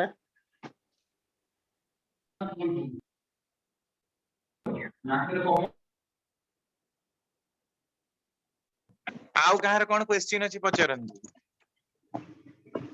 ଦାଦା ଜୟଗୁରୁ ଜୟଗୁରୁ ଆଜି ପ୍ରଶ୍ନ ଯଦି ଏଟା ବିଶ୍ୱ ଭିତ୍ତିକ ନୁହେଁ ରିଭ୍ୟୁ କରିବାକୁ ଚାହୁଁଛି ସସ୍ତେନ ଅର୍ଘ୍ୟ ଯୋଉ କହିଥିଲେ ଇଷ୍ଟ ହଉଛି ଅଧିକା ହେବା ପାଇଁ ମୁଁ ଯେତେବେଳେ 2005 ରେ ସସ୍ତେନ ଦେଲି ପୂଜାପତି ଆଚାର୍ଯ୍ୟ ମୁଁ ଦେଇଥିଲେ ସସ୍ତେନ ଆଉ ସେ ପଚାରିଲେ କହିଲେ କେତେ ପଇସା ଇଷ୍ଟ କରିବାକୁ ଚାହୁଁଛ ମୁଁ କିଛି କହିବା ପୂର୍ବରୁ କହିଲେ ଯେ ତାଙ୍କ ବିଧାନ ଅଛି 10 ପଇସା କରିବା କଥା କିନ୍ତୁ ଆଜିକାଲି ତ 10 ପଇସା ମିଳୁନାହିଁ ତ ମିନିମମ୍ ଆଭେଲେବଲ କଏନ ହଉଛି ଟଙ୍କାଟେ କର କହିଥିଲେ ଠାକୁରଙ୍କ ବିଧାନ ହଉଛି 10 ପଇସା ହଉଛି ଇଷ୍ଟ ବୃଦ୍ଧି ଆଉ ଅଧିକାର ଯୋଉ ଆପଣ କହୁଥିଲେ ଏଇଟା ଆଚାର୍ଯ୍ୟ ଟିକେ ଶୁଣନ୍ତୁ ଆଚାର୍ଯ୍ୟ କହିଥିଲେ ତାହେଲେ ମୁଁ ଆଉ କିଛି ବି କହିପାରିବି ଯେତେବେଳେ ଆଚାର୍ଯ୍ୟ କହୁଛନ୍ତି ମୁଁ ଯଦି ଏଇଠି କଥାଟାକୁ କାଟିଦିଏ ତାହେଲେ ମୋ ନାଁରେ ସାରା ଓଡିଶାରେ କଣ ପୃଥିବୀରେ ହାଲ୍ଲା ହବ ଯେ ଏମିତି କିଏ ଜଣେ ବ୍ୟକ୍ତି ବିଶେଷ ଅଛନ୍ତି ଯିଏ କି ଏମିତି ଡେଭିଏଟ କରୁଛନ୍ତି ଲୋକଙ୍କୁ କାଲି ଆପଣ କହିଲା ପରେ ମୁଁ ଚିନ୍ତା କଲି ଆମକୁ ପୁରୀ ନେଇଥିଲେ ମତେ ସେୟା କହିଲା ସେ କହିଲେ କେତେ ପଇସା କରିବ ମୁଁ କିଛି କହିବା ପୂର୍ବରୁ ସେ ମତେ କହିଥିଲେ ଠାକୁରଙ୍କ ବିଧାନ ହଉଛି 10 ପଇସା ତେଣୁ ତୁମେ 10 ପଇସା ମିଳୁନି ଟଙ୍କାଟା ମିନିମମ୍ ଆଭେଲେବଲ କଏନ 2005 ମସିହା କହୁଛି ଆଉ ତମେ ଟଙ୍କାଟେ କରିପାର କିନ୍ତୁ ଏଇ ଯୋଉ ବତେଇ ଦେଲେ ଉଦ୍ଭୁତ ଅର୍ଥଟା ମନ୍ଦିରକୁ ଦେଇପାର କିମ୍ବା ଏଇ ଯୋଉ ଆକାଉଣ୍ଟ କରି ରଖିପାର ପୋଷ୍ଟ ଅଫିସରେ ଆକାଉଣ୍ଟ ଖୋଲି ରଖିପାର ଏହା କହିଥିଲେ କିନ୍ତୁ ଯଦି ଆପଣ କହୁଛନ୍ତି ନିରଞ୍ଜନ ମିଶ୍ରଙ୍କର ଅଛି କିଛି ସେଠି ବାଣୀଟା ଟିକେ ପଠାନ୍ତି କି କଣ କରନ୍ତି ଜାଣନ୍ତି ଆମେ କଣ କିଛି ଆଜ୍ଞା ହଁ ନିରଞ୍ଜନ ମିଶ୍ରଙ୍କ ବାଣୀ କଣ ପଠେଇବି ବାଣୀ କଣ ନିରଞ୍ଜନ ମିଶ୍ରଙ୍କର ବାଣୀ ହଉଛି ଠାକୁରଙ୍କର ସେଇ ବାଣୀଟାକୁ ସେ ଏକ୍ସପ୍ଲେନ କରିଛନ୍ତି ମୁଁ ତ ଆପଣଙ୍କର ପ୍ରଥମ ଥର ପାଇଁ ଶୁଣିଲି ଯେ 10 ପଇସା ଇଷ୍ଟବୃତ୍ତି କରାଯିବ ଇଏ କୋଉ ପ୍ରକାରର କଥା ସେ ବୁଝିନା ଠିକ ଭୁଲ ହେଇଛି ମିନିମମ୍ ଟା କହିଥିବେ ଲୋଏଷ୍ଟ ଟା କହିଥିବେ ଏମିତି କହିଥିବେ ଆଜ୍ଞା ଆପଣ 10 ପଇସା ଟା ଆପଣ କହିଛନ୍ତି ସସ୍ତେନ ପାଇଁ 10 ପଇସା ଲଗାଲେ 3 ଟଙ୍କା ପଠେଇବେ ଆଉ ସବୁ ଅବଶିଷ୍ଟ ନାଇଁ ସସ୍ତେନ କଥା କହୁଛି ଇଷ୍ଟବୃତ୍ତି କଥା ଇଷ୍ଟବୃତ୍ତି ଭୁଲ କହିଛନ୍ତି ସେଟା ସସ୍ତେନ କଥା ସେ ପ୍ରଶ୍ନ ଭୁଲ ହେଇଛି ନାଇଁ ସୁବାସ ଭାଇ ଠିକ ଅଛି ସେଇ ସସ୍ତେନ ପ୍ରଶ୍ନ ଭୁଲ ହେଇଛି ଆପଣ ଯୋଉ ନା ହେଇଥିଲା ସେଇ କଥା କହୁଛି ସ୍ୱସ୍ତେନଟା ଦିବ ଆଚାର୍ଯ୍ୟ ମତେ ସ୍ୱସ୍ତେନ ଦେଇଥିଲେ ତ ସେ ସ୍ୱସ୍ତେନଟା ସେ ମତେ କହିଲେ ଠାକୁର ବିଧାନ 10 ପଇସା ତେଣୁ ଯାହାଟା ଆଭେଲେବଲ କଣ ଟଙ୍କାଟେ କରନ୍ତୁ ଆଉ ଯୋଉ ଅଧିକାଟା ମନ୍ଦିର ପାଇଁ ଦେବେ କିମ୍ବା ଆମର ତ ଏଠି କୁହାଯାଇଛି ଯେତେ ଅଧିକା କରିବେ 3 ଟଙ୍କା ଦେଇଦେଇକି ଆଉ ଯାହା ଅବଶିଷ୍ଟ ଅଛି ରଖିବେ ପରଦିନ ରମାକାନ୍ତ ଯୋଉ କହିଲେ ଏଟା ଅଧିକା କଥା ସ୍ୱସ୍ତେନଟା ଇଷ୍ଟବୃତ୍ତି ଅପେକ୍ଷା ସେଇଟା ଆମକୁ ଡାଉଟ ଅଛି ଆଜ୍ଞା ଦେଖନ୍ତୁ ଠାକୁରଙ୍କର ବାଣୀର ଆନାଲିସିସ୍ ରୁ ସ୍ପଷ୍ଟ ପ୍ରମାଣ ହଉଛି ଯେ ଅଧିକା ହବ। ତେଣିକି ଆଉ କିଏ କଣ କହିବେ ତା ବିଷୟରେ ମୁଁ କୌଣସି କମେଣ୍ଟ କିଛି କରିପାରିବି ନାହିଁ। ମୁଁ କେବଳ ଠାକୁରଙ୍କର କଥା ହିଁ ପଢିଛି, ଆଲୋଚନା ପ୍ରସଙ୍ଗ ପଢିଛି, ତାଙ୍କର ସବୁ ବହି ପଢିଛି, ବାଣୀ ପଢିଛି। ସେଇଥିରୁ ଏଇଆ ଜଣା ପଡୁଛି, ସେଇଟା ନିରଞ୍ଜନ ଦା ବି ଆନାଲିସିସ୍ କରିଛନ୍ତି। ତାଙ୍କ ଆନାଲିସିସ୍ ଟାକୁ ମୁଁ ମଧ୍ୟ ବୁଝିଲି ସେ ବାଣୀଟାକୁ। ତାପରେ ବି ଆମର ପବିତ୍ର ମେକାପ ଦା ବି ଯୋଉ ଅଛନ୍ତି ଆପଣ ତାଙ୍କୁ ବି ପଚାରିବେ, ଯୋଉମାନେ ଲର୍ଣ୍ଣେଡ ଲୋକ, ଯୋଉମାନେ ପ୍ରକୃତରେ ଠାକୁରଙ୍କର ବାଣୀକୁ ବୁଝିବାକୁ ଚେଷ୍ଟା କରୁଛନ୍ତି, ରିସର୍ଚ୍ଚ କରୁଛନ୍ତି, ତାଙ୍କ ମାନଙ୍କର କଥାରୁ ଜଣା ପଡୁଛି। ତାପରେ ଆଉ ଅଲଗା କିଏ କଣ କହିଲେ ତା ବିଷୟରେ ମୁଁ କୌଣସି ମନ୍ତବ୍ୟ ଦବାକୁ ଚାହିଁବିନି, କାରଣ ଯେତେ ଲୋକ ସେତେ ପ୍ରକାରର ମନ୍ତବ୍ୟ ଆସିବ। ଆପଣ ମତେ କୁହନ୍ତୁ ଯେ ଠାକୁର ସ୍ୱସ୍ତୟିନୀ ରାଷ୍ଟ୍ରର ପରିକଳ୍ପନା କରିଛନ୍ତି, ଆପଣ ଏଇ 3 ଟଙ୍କା ଯୋଉ ଦେବେ ଏଥିରେ କି ସ୍ୱସ୍ତୟିନୀ ହବ ଯେ ସ୍ୱସ୍ତୟିନୀ? ହଁ ଆପଣ ଏଇଟା କହିପାରନ୍ତି ଯେ ବର୍ତ୍ତମାନ ସମୟରେ ଆମେ ସ୍ୱସ୍ତୟିନୀର ଅର୍ଘ୍ୟ କୌଣସି କାମରେ ଲାଗୁନାହିଁ, ତେଣୁ ଆମେ 3 ଟଙ୍କା କଣ ଆମେ 5 ଟଙ୍କା ଇଷ୍ଟବୃତ୍ତି ଯୋଉ ସ୍ୱସ୍ତୟିନୀ କରିବୁ, 3 ଟଙ୍କା ପଠେଇଦେବୁ, ଆଉ 2 ଟଙ୍କା ସେ ପଏଣ୍ଟ ଟୁ ମାନେ ପଇସା ପଡିଲେ ବି ଆମେ ପଠେଇଦେବୁ। ସେଟା ଆପଣ ଯୁକ୍ତି କରିପାରନ୍ତି, ସେଥିରେ ମୋର କାଟିବାର ନାହିଁ। କିନ୍ତୁ ଆପଣ କୁହନ୍ତୁ ସ୍ୱସ୍ତୟିନୀ ଇଷ୍ଟବୃତ୍ତି ସମୟରୁ ପ୍ରଚଳନ ହେଲାଣି। ସ୍ୱସ୍ତୟିନୀ କଣ ନୂଆ କି ଆଜିକାଲି ପ୍ରଚଳନ ହେଇଛି? ଇଷ୍ଟବୃତ୍ତି 1926 ମସିହାରୁ ପ୍ରଚଳନ ହେଲା, କିନ୍ତୁ 1936 ମସିହାରେ ବିଧିବଦ୍ଧ ପ୍ରଚଳନ ହେଲା। 1920-26 ମସିହାରେ ସେଠି ଲେଖା ହେଇଛି 2, 4, 6 କିମ୍ବା 8 ଅଣା ଲେଖା ହେଇଛି। ଏଟା ସେତିକି ମୁଦ୍ରା ଆପଣ ଦେବେ, ସେଠି ସ୍ୱସ୍ତୟିନୀ ନିୟମରେ ରଖା ହେଇଛି। ସେ ଅଣାର ମୂଲ୍ୟଟା ସେତେବେଳେ କେତେ ଥିଲା କୁହନ୍ତୁ? ସେତେବେଳେ 1 ପଇସାରୁ ବି ଛୋଟ ଭ୍ୟାଲୁରେ ଲୋକ ଇଷ୍ଟବୃତ୍ତି କରୁଥିଲେ, କିନ୍ତୁ 3 ଟଙ୍କା ଆପଣଙ୍କୁ ସ୍ୱସ୍ତୟିନୀ ପଠେଇବାକୁ ହଉଥିଲା, ଆଉ ରେଷ୍ଟ ଅଫ ଦି ପୁଣି ବଳକା ଆମାଉଣ୍ଟ ବି ରଖିବାକୁ ହଉଥିଲା। ତାମାନେ ମିନିମମ୍ ଯଦି ଆପଣ 10 ପଇସା ନ କରନ୍ତି ତାହେଲେ ମାସ ଶେଷରେ ଆପଣଙ୍କର 3 ଟଙ୍କା ସ୍ୱସ୍ତୟିନୀ ହବ ନାହିଁ। ତାପରେ ପୁଣି କିଛି ବଳକା ବଳିବ, ଯୋଉଗୁଡାକୁ ଉଦ୍ଭୂତ ଅର୍ଘ୍ୟଟାକୁ ଆପଣ ପୋଷ୍ଟ ଅଫିସ ରେ ଜମା ଦେବେ, ଆଉ ସେଥିରେ ରାଷ୍ଟ୍ର ହିତକର ଜନହିତ ମୂଳକ କାର୍ଯ୍ୟ ହବ। ତାହେଲେ ଆପଣ କୁହନ୍ତୁ ଯେ 1 ପଇସାରୁ କମ ରେ ବି ଇଷ୍ଟବୃତ୍ତି ହେଇପାରୁଥିଲା, କିନ୍ତୁ ସ୍ୱସ୍ତୟିନୀ ହବା ପାଇଁ କି ମିନିମମ୍ 10 ପଇସା ଦରକାର ହଉଥିଲା 1920s ରେ। ଆଜି 2020s ରେ ବି ସେଇ 10 ପଇସା ହିଁ ହବ? ଏହା କୋଉ ପ୍ରକାରର ଯୁକ୍ତିଯୁକ୍ତତା ମୁଁ କିଛି ବୁଝିପାରୁନି। ଆଉ ତାପରେ ପୁଣି ଠାକୁର ଏକଥା କହୁଛନ୍ତି ଯାହାର ଇଷ୍ଟବୃତ୍ତି ଦବାକୁ ସାମର୍ଥ୍ୟ ନାହିଁ ସିଏ 12 ମୁଠା ଚାଉଳରେ ଇଷ୍ଟବୃତ୍ତି ମାଗି ମାଗିକି କରିବ। ସେ 12 ମୁଠା ଚାଉଳକୁ ବିକିବ, ତାର ଆମାଉଣ୍ଟ ଯାହା ହବ ସେଥିରେ ହବ ଇଷ୍ଟବୃତ୍ତି, ଆଉ 25 ମୁଠା ଚାଉଳରେ ହବ ସ୍ୱସ୍ତୟିନୀ। ଏଠି ତ କ୍ଲିୟର କଟ ଡିଫରେନ୍ସିଏଟ ହେଇଯାଉଛି। ତାପରେ ପୁଣି କହୁଛନ୍ତି ପାରିବାରିକ ସଂସ୍ଥାନରୁ କର ସ୍ୱସ୍ତୟିନୀର ଆହରଣ, ନିଜର ଦିନ ଗୁଜୁରାଣୀ ଆୟରୁ କର ଇଷ୍ଟବୃତ୍ତିର ସଂସାଧନ। ଦିନ ଗୁଜୁରାଣୀ ଆୟଟା ଯଦି ଆପଣଙ୍କର 300 ଟଙ୍କା ହୁଏ, ଯଦି ଆପଣ ଗୋଟେ ଦିନ ମଜୁରିଆ ବି ହୁଅନ୍ତି, ପର ଡେ ଆପଣ 400 ଟଙ୍କାର ସାଲାରୀ ଯଦି ପାଉଛନ୍ତି, ତାହେଲେ ଆପଣଙ୍କର ଦୈନନ୍ଦିନ 2 ଓଳିର ଖାଦ୍ୟଟା ଆପଣଙ୍କର କେତେ? 100 କି 150 ଟଙ୍କା ଖାଇବେ। କିନ୍ତୁ ପାରିବାରିକ ସଂସ୍ଥାନ ପାଇଁ ଆଉ ରେଷ୍ଟ ଅଫ 200 ରୁ 250 ଟଙ୍କା ଆପଣ ରଖିଲେ, ସେଥିରୁ ଆପଣ ସ୍ୱସ୍ତୟିନୀ ଦେବେ। ଇଷ୍ଟବୃତ୍ତି ଅପେକ୍ଷା ସ୍ୱସ୍ତୟିନୀ ବଳକା ହବ, ଏଟା ମଧ୍ୟ ପ୍ରମାଣ ଅଛି। ତେଣୁ କିଏ କଣ କରିବ ନ କରିବ ତା ଉପରେ ମୁଁ କିଛି କମେଣ୍ଟ ଦେବିନି। ଠାକୁରଙ୍କ ବାଣୀ ଇଣ୍ଡିକେଟ କରୁଛି, ବାକି ଆପଣ ମାନଙ୍କର ଇଚ୍ଛା।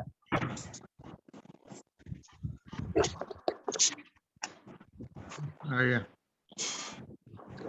ଆଉ କିଏ କଣ ପ୍ରଶ୍ନ କରିବେ କରନ୍ତୁ। ଜୟ ଗୁରୁ ଦାଦା। ଜୟ ଗୁରୁ। କାଲି ଯୋଉ ମା ମାନଙ୍କ ସିନ୍ଦୁର ଚୁଡ଼ି ଅଳତା ଏ ବିଷୟରେ ଟିକେ ବୁଝିବା ପାଇଁ କହୁଥିଲେ, ଆଜି ଟିକେ ବୁଝେଇବି କି? କଣଟା ସିନ୍ଦୁର? ସିନ୍ଦୁର ତ ବନ୍ଧ୍ୟା ଦୋଷ। ଆକ୍ଚୁଆଲି ସିନ୍ଦୁର ଆମର ଯୋଉ ଆୟୁର୍ବେଦରେ ଆଜିକାଲି ତ ସବୁ କେମିକାଲ ସିନ୍ଦୁର ଲଗଉଛନ୍ତି, ହ୍ୟାଲୋ ଯୋଉଥିପାଇଁ କି ସୁଭାଷ ମତେ ହଁ ଟିକେ ମୁଁ ଫୋନ କରିଥିଲ କରିଦେବି କି ବହୁତ ଡିଷ୍ଟରବାନ୍ସ ହଉଛି। ଟିଫିନି ହଁ ତମେ ଆସୁନ ଆଉ।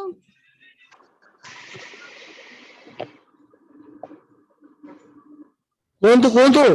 ମୁଁ କହିଲି ମତେ ଟିକେ କୋ ହୋଷ୍ଟ କରିଦିଅନ୍ତୁ, ମୁଁ କଟି ଯାଇଥିଲି ମଝିରେ, କୋ ହୋଷ୍ଟ କରିଦିଅନ୍ତୁ ଟିକେ। ହଁ ପ୍ରକୃତରେ ଏଇ ଯୋଉ ସିନ୍ଦୁର ଲଗେଇବାର କଥା, ଶଙ୍ଖାଟା କୋଉଥିରେ ହେଇଛି ସେଟା ଆର୍ଟିକିଲ ଲେଖିଲେ ବହୁତ ହବ, ମୁଁ ଖାଲି ସର୍ଟକଟଲି କହୁଛି। ଶଙ୍ଖାଟା ଆମର କୋଉଥିରେ ହୁଏ? ଶଙ୍ଖରୁ ହୁଏ। ଶଙ୍ଖ ହଉଛନ୍ତି କ୍ୟାଲସିୟମ କାର୍ବୋନେଟରେ ଗଠିତ ହେଇଥିବା ଜୀବମାନେ, ତାଙ୍କୁ ଆମେ ମୃଦୁଳ ବର୍ଗ ବା ମୋଲୁସ୍କା ବୋଲି କହୁ। ସମୁଦ୍ରରେ ଯୋଉ ଶଙ୍ଖ ଗୁଡାକ ସେମାନେ ସବୁ ବଡ ବଡ ଗେଣ୍ଡା ଗୁଡାକ, ତାଙ୍କୁ ଗରମ ପାଣିରେ ସିଝା ଯାଇ ମାରାଯାଏ, ସେଇଥିରୁ ହିଁ ବଡ ବଡ ଶଙ୍ଖ ପ୍ରସ୍ତୁତ କରାଯାଏ। ସେଇ ଶଙ୍ଖରେ କଣ ରହିଛି? କ୍ୟାଲସିୟମ କାର୍ବୋନେଟ, ଯୋଉଟା କି ଅସ୍ଥି ଗୁଡାକର ପୋଷଣପ୍ରଦ ହୁଏ। ତେଣୁ ଶଙ୍ଖା ଯଦି ଆମେ ମାନେ ପିନ୍ଧୁ ତାହା ଆମ ମାନଙ୍କର ଚର୍ମ ସହିତ ଘର୍ଷଣ ହୁଏ, ଆଉ ସେଥିରେ ଥିବା କ୍ୟାଲସିୟମ ଟି ଆମର ଚର୍ମକୁ ଭେଦ କରି ଆମର ଅସ୍ଥିକୁ ପୋଷଣ ଦିଏ। ଏଇ ଆଜିକାଲି ଠାକୁରଙ୍କୁ ପୁଣି ପ୍ରଶ୍ନ କରାଯାଉଛି, ସେଟା ବାହାରି, ସେଟା ଅନେକ ସମୟରେ ପୋଷ୍ଟ ମଧ୍ୟ ହେଇଛି ହ୍ୱାଟ୍ସଆପ ରେ, ଯେ ଅନେକ ଆଜିକାଲି ଚୁଡି ପିନ୍ଧନ୍ତି, ସେଥିରେ କଣ ଠାକୁର ଚୁଡିରେ କିଛି ହିଁ ନଥାଏ। ଶଙ୍ଖାଟା ରକ୍ତ କଣିକାଟାକୁ ମଧ୍ୟ ଶୁଦ୍ଧ କରେ, ବିଶୁଦ୍ଧ କରେ। ତାପରେ ବାକି ରହିଲା ସିନ୍ଦୁର। ସିନ୍ଦୁର ବନ୍ଧ୍ୟା ଦୋଷ କାଟେ, କୁଚକ୍ରିକା ରୋଗ କାଟେ ବୋଲି ବିହାରୀ କର୍ମକାଣ୍ଡର କଥା। ତ କୁଚକ୍ରିକା ବା ବନ୍ଧ୍ୟା ଦୋଷ ଏଇଟା କଣ? ବନ୍ଧ୍ୟା ଦୋଷ ଅନେକ ସମୟରେ ଆମ ମାନଙ୍କର ହରମୋନାଲ ଡିଫିସିଏନ୍ସିରୁ ଆସେ। ତେଣୁ ଯୋଉମାନେ ଠିକ ମଥାର ଉପର ଭାଗରେ ରଖନ୍ତି ସେମାନଙ୍କର ପିନିଆଲ ଗ୍ଲାଣ୍ଡ ତା ଦ୍ୱାରା ଉତ୍ତେଜିତ ହୁଏ। ବାକି ରହିଲା ଆଜିକାଲି ଭଳି ସେ ଫାଲତୁ ସିନ୍ଦୁର ନୁହେଁ, ସେଇ ଯୋଉ ସିନ୍ଦୁର ପ୍ରସ୍ତୁତ କରାହଉଥିଲା ତାକୁ ହଳଦୀକୁ ଗୁଣ୍ଡ କରି ସେଥିରେ ଲେମ୍ବୁ ଟିକେ ପକେଇ ସୋଡିୟମ ବାଇକାର୍ବୋନେଟ ଟିକେ ଦେଇ ଯୋଉ ସିନ୍ଦୁର କି ମୁଣ୍ଡକୁ ରିଆକ୍ଟ କରୁନଥିଲା, ଆଜିକାଲିର ସିନ୍ଦୁର ଲଗେଇଲେ ବିଭିନ୍ନ ପ୍ରକାର ରିଆକ୍ସନ ହଉଛି। ତେଣୁ ସେଇ ସିନ୍ଦୁର ଲଗେଇଲେ ପ୍ରତିଦିନ ନ୍ୟାଚୁରାଲ ଡାଏଟ ର ଯୋଉ ସିନ୍ଦୁର ନ୍ୟାଚୁରାଲ ଭାବରେ ପ୍ରାକୃତିକ ଭାବରେ ନାଲି ରଙ୍ଗରୁ ଯୋଉ ସିନ୍ଦୁର ପ୍ରସ୍ତୁତ କରାଯାଏ ତାକୁ ଯେତେବେଳେ ଲଗାଯାଏ ଆଉ ସିନ୍ଦୁର ଟିକେ ମର୍କ୍ୟୁରି ମଧ୍ୟ ପକାଯାଏ ଯୋଉଟା କି ଟିକେ ବିଷାକ୍ତ ଅଟେ, ସେଥିରେ ଗ୍ଲାଣ୍ଡ ଟି ଉତ୍ତେଜିତ ହୁଏ। ତେଣୁ ଆମର ଯୋଉ ଫଲିକଲ ଷ୍ଟିମ୍ୟୁଲେଟିଂ ହରମୋନ ଯୋଉଟା ପିଟ୍ୟୁଟାରୀ ଗ୍ଲାଣ୍ଡ ରୁ କ୍ଷରଣ ହୁଏ, ସେଇଟା ଉପଯୁକ୍ତ ଭାବରେ କ୍ଷରଣ ନହେଲେ ମଧ୍ୟ ଆପଣଙ୍କର ଗାଇନିଂ ପ୍ରୋବ୍ଲେମ ଆସିବ। ତେଣୁ ଗାଇନିଂ ପ୍ରୋବ୍ଲେମ ବଶତଃ ଯଦି କାହାର ସନ୍ତାନ ସନ୍ତତି ନ ହଉଥାଏ, ସେ ସିନ୍ଦୁର ଯଦି ମଥାରେ ଲଗାଏ ତାହେଲେ ସେଥିରେ ବନ୍ଧ୍ୟା ଦୋଷକୁ ମାନେ କଟିଥାଏ। ତାପରେ ବାକି ରହିଲା ଅଳତା। ପାଦ ଫଟାକୁ ନିରୋଧ କରେ ପ୍ରାୟତଃ। ଅନେକ କମତି ଆମେ ଅଳତା ଲଗେଇଲେ ଆମର ଅଧିକା ପାଦ ଫାଟିଲା, ଏଟା ମିଛ କଥା। ଆମେ ମାଟିର ସଂସ୍ପର୍ଶରେ ଯେତେ ଆସିବ ଆମର ପାଦ ଫାଟିବ। ପାଦ ଫଟା ହେଲା ଗୋଟେ ଜେନେଟିକ ଡିସଅର୍ଡର, ସେଟା ପିଢି ପରେ ପିଢି ସଞ୍ଚରିତ ହେଇ ହେଇ ଚାଲେ। ତେଣୁ ଅଧିକ ଆମେ ମାଟିର କଣ୍ଟାକ୍ଟରେ ଏୟାର ର କଣ୍ଟାକ୍ଟରେ ଆସିଲେ ଶୀତ ଦିନେ ପାଦ ଫାଟେ, କିନ୍ତୁ ଅଳତା ଲଗେଇକି ଯଦି ଆମେ ମୋଜା ପିନ୍ଧିକି ରହିବା ତାହେଲେ ଆମମାନଙ୍କର ପାଦ ଫାଟିବ। ବାକି ରହିଲା ଆଜିକାଲି ତ କେମିକାଲ ଅଳତା ଗୁଡାକ, ଅଳତାଟା କୋଉଥିରେ ଆପଣଙ୍କର ଗୋଟେ ଭୁଇଁ କଖାରୁ ବୋଲି ଫଳ ଆଜିକାଲି ପ୍ରାୟ ମିଳୁନାହିଁ, ସେଥିରୁ ବହୁତ ନାଲି ରଙ୍ଗ ବାହାରେ, ନାଲି ବାହାରେ, ସେଇଥିରୁ ଅଳତା ପ୍ରସ୍ତୁତ କରିକି ଲଗେଇ ପାରିଲେ ଭଲ। ଲିପଷ୍ଟିକ ମଧ୍ୟ ଡକ୍ଟର ବି ଜଣେ ଆସିଥିଲେ କହୁଥିଲେ, ସେ ମନୋରଞ୍ଜନ ମିଶ୍ର ତାଙ୍କୁ ପଚାରୁଥିଲେ ଯେ ଆମେ ଯୋଉ ଲିପଷ୍ଟିକ ବ୍ୟବହାର କରୁଛେ ଦେଖନ୍ତୁ ଓଠ ପୁରା ଆମ ମାନଙ୍କର ଜଳି ଯାଉଛି। ଆମେ କିନ୍ତୁ ଯଦି ବେଦନା ଯୋଉ ଡାଳିମ୍ବ ଆପଣଙ୍କର ତାର ରସଟାକୁ ଚିପୁଡିକି ତାକୁ ଟିକେ ଗରମ କରିକି ଯଦି ଭିସ୍କସ୍ କରିଦିଅନ୍ତୁ, ମାନେ ଡେନ୍ସ କରିଦିଅନ୍ତୁ, ତାହେଲେ ସେଇଟାକୁ ଯଦି ଓଠରେ ଲଗାନ୍ତୁ ତାହେଲେ ଓଠ ମାନେ ଗୋଲାପୀ କଲର ବି ରୁହନ୍ତା ଆଉ ଭଲ ରୁହନ୍ତା, କାରଣ ଡାଳିମ୍ବଟା ଖାଇ ହବ। ଆମେ କିନ୍ତୁ କେମିକାଲ ଯୋଉ ଲିପଷ୍ଟିକ ଗୁଡା ଖାଇଦେଲେ ସେଟା ଦେହ ଉପରେ କି କୁପ୍ରଭାବ ବି ପକଉଛି। ତେଣୁ ଆମେ ଡାଳିମ୍ବ ରସରୁ, ବିଟ ର ରସରୁ ଟିକେ ଗରମ କରିଦେଲେ ମରିଯିବ, ପାଣି ଗୁଡାକ ମରିଯିବ। ତେଣୁ ତାର ଯୋଉ ବହଳିଆ କଣ୍ଟେଣ୍ଟ ଟା ରହିବ, ଆମେ ଭେସଲିନ ସହିତ ମାଡିକି ବି ତାକୁ ଆମେ ଓଠରେ ଲଗେଇ ପାରିବା ଲିପଷ୍ଟିକ କରିକି, ତ ସେଇଟା ଦେହ ପାଇଁ କି ଭଲ ରହିବ। କସ୍ମେଟିକ ଆଉ ଲଗେଇବାକୁ ପଡିବନି। ତ ଏଇଭଳି କଥା। ଆଉ କଣ ପଚାରିବି କି? ମା ପୁଷ୍ପଲତା ପୁଥାଲ ମା ପଚାରିଥିଲେ ବୋଧେ, ବୁଝିପାରିଲେ କି? ନା ଜୟ ଗୁରୁ ଦାଦା। ଆଉ ଟିକେ ଅଳତାରେ କଣ କଣ ମିଶାନ୍ତି, ଇଏ ସିନ୍ଦୁରରେ କଣ ମିଶାନ୍ତି ଟିକେ କୁହନ୍ତୁ ଦାଦା। ତାର ଭିଡିଓ ବି ଆସୁଛି ୟୁଟ୍ୟୁବ ରେ, ଆପଣ ଦେଖିବେ। ହଳଦୀ କୁ ଭଲ କି ପୁରା ଗୁଣ୍ଡ କରିଦିଅନ୍ତୁ ହେଲା ଭାଇ, ଗୁଣ୍ଡ ହଳଦୀ ବି ଆପଣ ନିଅନ୍ତୁ, ସେଥିରେ ଟିକେ ଲେମ୍ବୁ ଚିପୁଡି ଦେବେ, ଅଳ୍ପ ଜଷ୍ଟ ପିଞ୍ଚ ଅଫ ଆପଣ ନେଇଯିବେ କଣ ସୋଡିୟମ ବାଇକାର୍ବୋନେଟ, ସେଥିରେ ପକେଇଦେବେ। ତାପରେ ତାକୁ ଖରାରେ ଶୁଖେଇଦେବେ, 4 ରୁ 5 ଘଣ୍ଟା ଶୁଖେଇଲା ପରେ ଦେଖିବେ ତାର ବର୍ଣ୍ଣ ଆସ୍ତେ ଆସ୍ତେ ଆପଣଙ୍କର ନାଲି କଲର ର ହେଇ ଆସିବ। ତ ସେଇଟାକୁ ଆପଣ ସିନ୍ଦୁର କରିକି ଲଗେଇ ପାରିବେ। ଆୟୁର୍ବେଦରେ ସେଇ ପ୍ରକାର ପ୍ରସ୍ତୁତିରେ ହିଁ ସିନ୍ଦୁର କରାଯାଏ। ଆଉ ଘିଅରୁ ମଧ୍ୟ ଘିଅ ଦେଇକି ବି ଲଗେଇ ପାରିଲେ ଭଲ, ସେ ଜମା ଛାଡିବନି। ଯୋଉମାନଙ୍କର ଖାଲିରେ ଖସିଯାଏ ଟିକେ ଘିଅ, ଗୁଆ ଘିଅ ଦେଇକି ମଧ୍ୟ ସେମାନେ ଲଗେଇ ପାରିବେ, ମୁଣ୍ଡରୁ କେତେବେଳେ ହେଲେ ବି ସିନ୍ଦୁର ଯିବ ନାହିଁ। ସେମିତି ଲିପଷ୍ଟିକ ଟା ମଧ୍ୟ ନ୍ୟାଚୁରାଲ ୱେରେ ନିଜେ ପ୍ରସ୍ତୁତ କରିବେ, ସେଇଟା ସେତେ ଦେହ ପାଇଁ କି ଭଲ। ଯେତେ ଆମେ ନ୍ୟାଚୁରାଲି, ଆମେ ଅଳସୁଆ ବୋଲି ଖାଲି ବଜାରରୁ କସ୍ମେଟିକ କିଣିକି ବ୍ୟବହାର କରୁଛେ, କିନ୍ତୁ ଯେତେ ଆମେ କରିପାରିବା ନିଜେ କରି ପ୍ରସ୍ତୁତ କରିପାରିବା ସେତେ ଦେହ ପାଇଁ କି ଭଲ।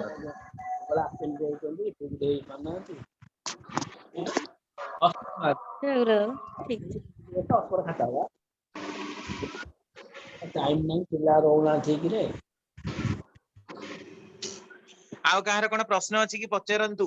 ଆଉ ହାର୍ଡଲି 10 ମିନିଟ ତାପରେ ବନ୍ଦ ହେଇଯିବ। ଜୟ ଗୁରୁ। ଜୟ ଗୁରୁ ଦାଦା, ଜୟ ଗୁରୁ। ଜୟ ଗୁରୁ। ଶୁଣନ୍ତୁ ଦାଦା, ଗୋଟେ ହ୍ୟାଲୋ କୁହନ୍ତୁ। ଆରେ ଯାହା ପଚାରିବେ ଜଲ୍ଦି ଜଲ୍ଦି ପଚାରନ୍ତୁ। ଶୁଣ ଆଜ୍ଞା, ମୁଇଁ ସ୍ୱସ୍ତିନୀ 3 ଟଙ୍କା ଦେସି ସ୍ୱସ୍ତିନୀରେ, ଆଉ 10 ଟଙ୍କା ଶ୍ରୀମନ୍ଦିରରେ ଦେସି। କିନ୍ତୁ ମୁଇଁ ନାଇଁ ଜାଣି, ଆଉ ଆମର ସେ ପୁରୀର ଯେ ବରଦାନ ଯେ ଟାପି ହେତା ଆଉତେ ମରାମତି କରାଲି କହିଥିଲେ, ସ୍ୱସ୍ତିନୀରୁ 5000 ଟଙ୍କା ଦେଇ ଦେଇଛେ। ଠିକ ଦାଦା ଭୁଲ? ମୁଁ ଆଜ୍ଞା ଏ ବିଷୟରେ କିଛି ଆପଣ ଯୋଉ ସେଇଥିରୁ 5000 ଟଙ୍କା ଦେଲେ ବଡଦାଙ୍କର ହଉ ବା ଯାହା ବି ହଉ, ସେଟା କଣ ଆଚାର୍ଯ୍ୟ ଦେବଙ୍କର ପରମିଶନ ନେଇଥିଲେ? ନାଇଁ ଦାଦା। ହଁ ତାହେଲେ ନ ନେଇକି କେମିତି ମନକୁ ମନ ଦେଇ ଦେଇଛନ୍ତି? ସେମିତି ଦେଇପାରିବେନି। ହଁ ବର ଦେଇ ମୁଇଁ ଯାଇଥିଲି, ଡାଉଟ ହେଇଥିଲି ପଚାରିଲି। ବିଜୟ ବିଜୟ ଦାଦା କୁହନ୍ତୁ କଣ କରିବେ? ସେ ଏମିତି ମନ ଇଚ୍ଛା ଦେଇଛନ୍ତି, ଆପଣ କୁହନ୍ତୁ। ଯଦିଓ ମଙ୍ଗଳକର କାର୍ଯ୍ୟରେ ଦେଇଛନ୍ତି, କିନ୍ତୁ ହେଲେ ବି ତ ମନ ଇଚ୍ଛା ଦେଇ ହବ ନା। ଲାଗୁଛି ମନ୍ଦିର ବାବଦରେ ବୋଲି ହେତିଲେ ଦୁସରା ଜାଗାକୁ ନାଇଁ ଦେ ତ ହେତିଲେ ବୋଲି ମତେ ଜଣେ ଭାଇ ଜଣେ ମନା କରିଦେଲେ ଦେବା କଥା ନୁହ ବୋଲି। ଫିର ମତେ ଟିକେ ସବୁଦିନ ଟିକେ ଅସୁବିଧା ଲାଗଲା। ଭାଇ ଶୁଣନ୍ତୁ ସ୍ୱସ୍ତନୀର ଉଦ୍ବୃତ୍ତ ଅର୍ଥ ସେଟା ଈଶ୍ୱର ସମ୍ପତ୍ତି ହେଲା। ତେଣୁ ସେଥିରୁ ଆପଣଙ୍କର ଦବାକୁ ହେଲେ, ଖର୍ଚ୍ଚ କରିବାକୁ ହେଲେ ଯାହା କିଛି କରିବେ ଆଚାର୍ଯ୍ୟଙ୍କର ଅନୁମତି ନେଇ କରିବା ଉଚିତ ଥିଲା। ଯଦି ଆପଣ ସେଇଟାକୁ ଭରଣା ଦିଅନ୍ତୁ, ଆପଣଙ୍କର ପ୍ରତି ମାସର ଉଦ୍ବୃତ୍ତ ଅର୍ଥ, ଆପଣଙ୍କର ଉଦ୍ବୃତ୍ତ ଅର୍ଥ ପ୍ରତି ମାସରେ 3 ଟଙ୍କା ଗଲା ପରେ ଯାହା ରହିଲା ତାହା ପୋଷ୍ଟ ଅଫିସରେ, ବ୍ୟାଙ୍କରେ ନୁହେଁ, ପୋଷ୍ଟ ଅଫିସରେ ତାକୁ ରଖିବା କଥା। ଠାକୁରଙ୍କ ନିର୍ଦ୍ଦେଶ, ତେଣୁ ତାକୁ ଆପଣ ପାଳନ କରିବା କଥା। ଯଦି ସେଥିରୁ କାଢିକିରି ଆପଣ ଦେଇଛନ୍ତି, ଯାଉ ଭଲ କାମରେ ଦେଇଛନ୍ତି, ଆପଣ ଦିନେ ଗୋଟିଏ ଦିନ ହବିଷ୍ୟାନ ନ କରି ଆଜ୍ଞା ଶୁଣନ୍ତୁ, ମୁଁ କହିସାରେ ଆପଣ କହିବେ। ଗୋଟିଏ ଦିନ ହବିଷ୍ୟାନ କରି ଯେତିକି ଅର୍ଥ ଦେଇଛନ୍ତି, ଉଠେଇଛନ୍ତି, ସେତିକି ଅର୍ଥ ପୋଷ୍ଟ ଅଫିସରେ ଡିପୋଜିଟ କରିଦିଅନ୍ତୁ। ଏଇଟା ହେଲା ଫାଇନାଲ। ନାଇଁ ଆଶ୍ରମକୁ ଦେଇଦେଲେ ଆଜ୍ଞା, ଆମ ଶ୍ରୀମନ୍ଦିରକୁ ଦେଇଦେଲେ ଆଶ୍ରମକୁ। ନାଇଁ ଆଶ୍ରମକୁ ଦେଇଦେବେ ଏକକାଳୀନ, ହଁ ହବ। ଯଦି ଆପଣ ଦେଇଦେବେ ଶ୍ରୀମନ୍ଦିର ହେଡରେ ଦେବେ। ନା ଶ୍ରୀମନ୍ଦିର ହେଡ ନାଇଁ, ସବୁ ମାସ 10 ଟଙ୍କା ଦଉଛି, 3 ଟଙ୍କା ସ୍ୱସ୍ତିକି ଦଉଛି। ସେଟା ଥିଲା ବୋଲେ ଇଷ୍ଟ କର୍ମରେ ମୁଁ ମନକୁ ଭାବିକି ବରଦାଙ୍ଗ ଯେହେତୁ କାମ ବର୍ତ୍ତମାନ ଆପଣ ସେ ପଇସା ରଖୁଥିଲେ କି? ହଁ, ପଇସା ପୋଷ୍ଟାରରେ ଥିଲେ, ଯେତେବେଳେ ଜହଲା କାଢି ଆଣିକିରି ସେଟା ଦେଇଦେଲି। ଦେଇଦେଲେ ସେଇ ଯୋଉ ପଇସାଟା କାଢିକିରି ଦେଲେ, ସେତିକିଟା ଅର୍ଥ ଆପଣ ଶ୍ରୀମନ୍ଦିର ହେଡରେ ଡିପୋଜିଟ କରିଦିଅନ୍ତୁ ହେଲା। ଶ୍ରୀମନ୍ଦିର ହେଡରେ ଡିପୋଜିଟ କରିଦେବେ, ହବିଷ୍ୟାନ୍ନ କରିବେ, ଠାକୁରଙ୍କ ପାଖରେ ପ୍ରଣାମୀ କରିବେ, ଠାକୁରଙ୍କ ପାଖରେ କ୍ଷମା ପ୍ରାର୍ଥୀ ହେବେ। ବିନା ଅନୁମତିରେ ସେ ପଇସା ଉଠେଇବାର ଅଧିକାର କାହାରି ଆମର ନାହିଁ। ଆମର ଅଧିକାର ନାହିଁ ପଇସା ଉଠେଇବାର ହେଲା। ବିଧାନ ଯାହା ଠାକୁର କହିଛନ୍ତି, ଆମେ ପ୍ରତିଟି ଶବ୍ଦକୁ ମାନିବା ଦରକାର। ସେଟା ଆପଣଙ୍କର ଠାକୁରଙ୍କ ପାଇଁ ଆପଣ ବିଲ ବାଡି କିଣି ପାରିବେ, ସେ ବହୁତ କିଛି ଅଛି। ସେଟା ଆଚାର୍ଯ୍ୟଙ୍କର ଅନୁମତି ନେଇକିରି ହେଲା। ଭିତରେ ପଶି ପାରୁନାହାନ୍ତି, ତେଣୁ ଏଣିକି ତ ପଠେଇବେ। ଏଣିକି ଆପଣଙ୍କର ଉଦ୍ବୃତ୍ତ ଅର୍ଥ ଯାହା ଅଛି ସେ ପଇସା ପଠେଇବେ। ଆଉ ବାକିଆ ଯୋଉଟାକୁ ଉଠେଇଥିଲେ ସେ ଟଙ୍କାଟିକୁ ଆପଣ ଇମିଡିଏଟ ଆପଣଙ୍କର ଶ୍ରୀମନ୍ଦିର ହେଡରେ ଦେଇ ଦିଅନ୍ତୁ ହେଲା। ଦେଇକି ହବିଷ୍ୟାନ୍ନ କରନ୍ତୁ। ଦାଦା ଜୟଗୁରୁ। ଏଇ ଯୋଉ ଗୁଡୁ ଟାଇଟଲ, ଦାଦା ଆପଣ କେନ୍ଦ୍ରାପଡ଼ା ସାଇଡରେ ଗୁଡୁ ଟାଇଟଲ ସେମିତି କହିବେ କି? ଗୁଡୁ ଟାଇଟଲ କି କାଷ୍ଟ ଦୟାକରିକି? ଆଜ୍ଞା ଆଜ୍ଞା ଦାଦା ବିଜୟ ଦାଦା, ଗୁଡୁ ଗୋଟେ କେନ୍ଦ୍ରାପଡ଼ା ସାଇଡରେ ଗୁଡୁ। ହଁ, ସେମାନେ କଣ ଗୁଡୁ ମାନେ ଯେମିତି ଆମେ ଯେମିତି ପାତ୍ର ପଣ୍ଡା ଗୁଡୁ ଆଜ୍ଞା। ମୁଁ ତ ଜାଣିନି, ତଥାପି ଏଇଟା ଆଦିବାସୀର କିଛି ଲୋକ ଅଛନ୍ତି ତ ହେଲା। ଏଇଟା ଆଦିବାସୀ ସମ୍ପ୍ରଦାୟର ହେଇଥିବେ ହେଲା। ଯଦି କହିବେ ଆମେ କହୁଛୁ। ସରୋଜ ଭାଇ ଅଛନ୍ତି, ସରୋଜ ଭାଇ ମହାକାଳପଡା ଅଛନ୍ତି କି? ସରୋଜକାନ୍ତ ସାମଲ କୁହନ୍ତୁ। ଗୁଡୁ ଟୁଡୁ ସବୁ କଣ? ଟୁଡୁ ଅଛି, ଗୁଡୁ ନାହିଁ। ଟୁଡୁ କହିଲେ ସେ ହେମ୍ବ୍ରମ ଗୋଟେ ଥାଏ, ଟୁଡୁ ଗୋଟେ ଥାଏ। ଟୁଡୁ ତ ମୁଁ ଶୁଣିଛି। ଗୁଡୁ ଆପଣ ସେ କେନ୍ଦ୍ରାପଡ଼ା ଜିଲ୍ଲାରେ ଅଛନ୍ତି? ଗୁଡୁ ନଥାଏ। କେନ୍ଦ୍ରାପଡ଼ାରେ ଅଛନ୍ତି ବୋଲି ସାର୍ ଆପଣ କୋଉଠୁ ରିଫରେନ୍ସ ପାଇଛନ୍ତି? କୋଉ ଜାଗାରେ ଅଛନ୍ତି ପର୍ଟିକୁଲାର ସେ ଗାଁ କହିଲେ? ଆପଣ ଯୋଉ କହୁଛନ୍ତି କେନ୍ଦ୍ରାପଡ଼ା ଜିଲ୍ଲାର କୋଉ ଗାଁରେ ଅଛନ୍ତି? ସେ ଯୋଉ ଭିତରକନିକା ଯିବା ପାଇଁ ଯୋଉ ଛକ ଅଛି, ସେଇ ଛକ ପାଖରେ ତାଙ୍କ ଗାଁଟା। ଭିତରକନିକା ଯୋଉଠି 12 କିଲୋମିଟର ଲେଖା ହେଇଛି, ଯୋଉଠି ଲେଖା ହେଇଛି ସେଇ ପାଖରେ। ଆଉ ଆମେ ଇନକ୍ୱାରି କରୁଛୁ। ସେ ମହେଶ୍ୱର ଦାସ ଋଷିକ ସେ ବୁଝୁଛନ୍ତି, ମୁଁ ବୁଝୁଛି, ତାକୁ ଚେଷ୍ଟା କରିବୁ। ଗୁଡୁ ଯଦି ଅଛନ୍ତି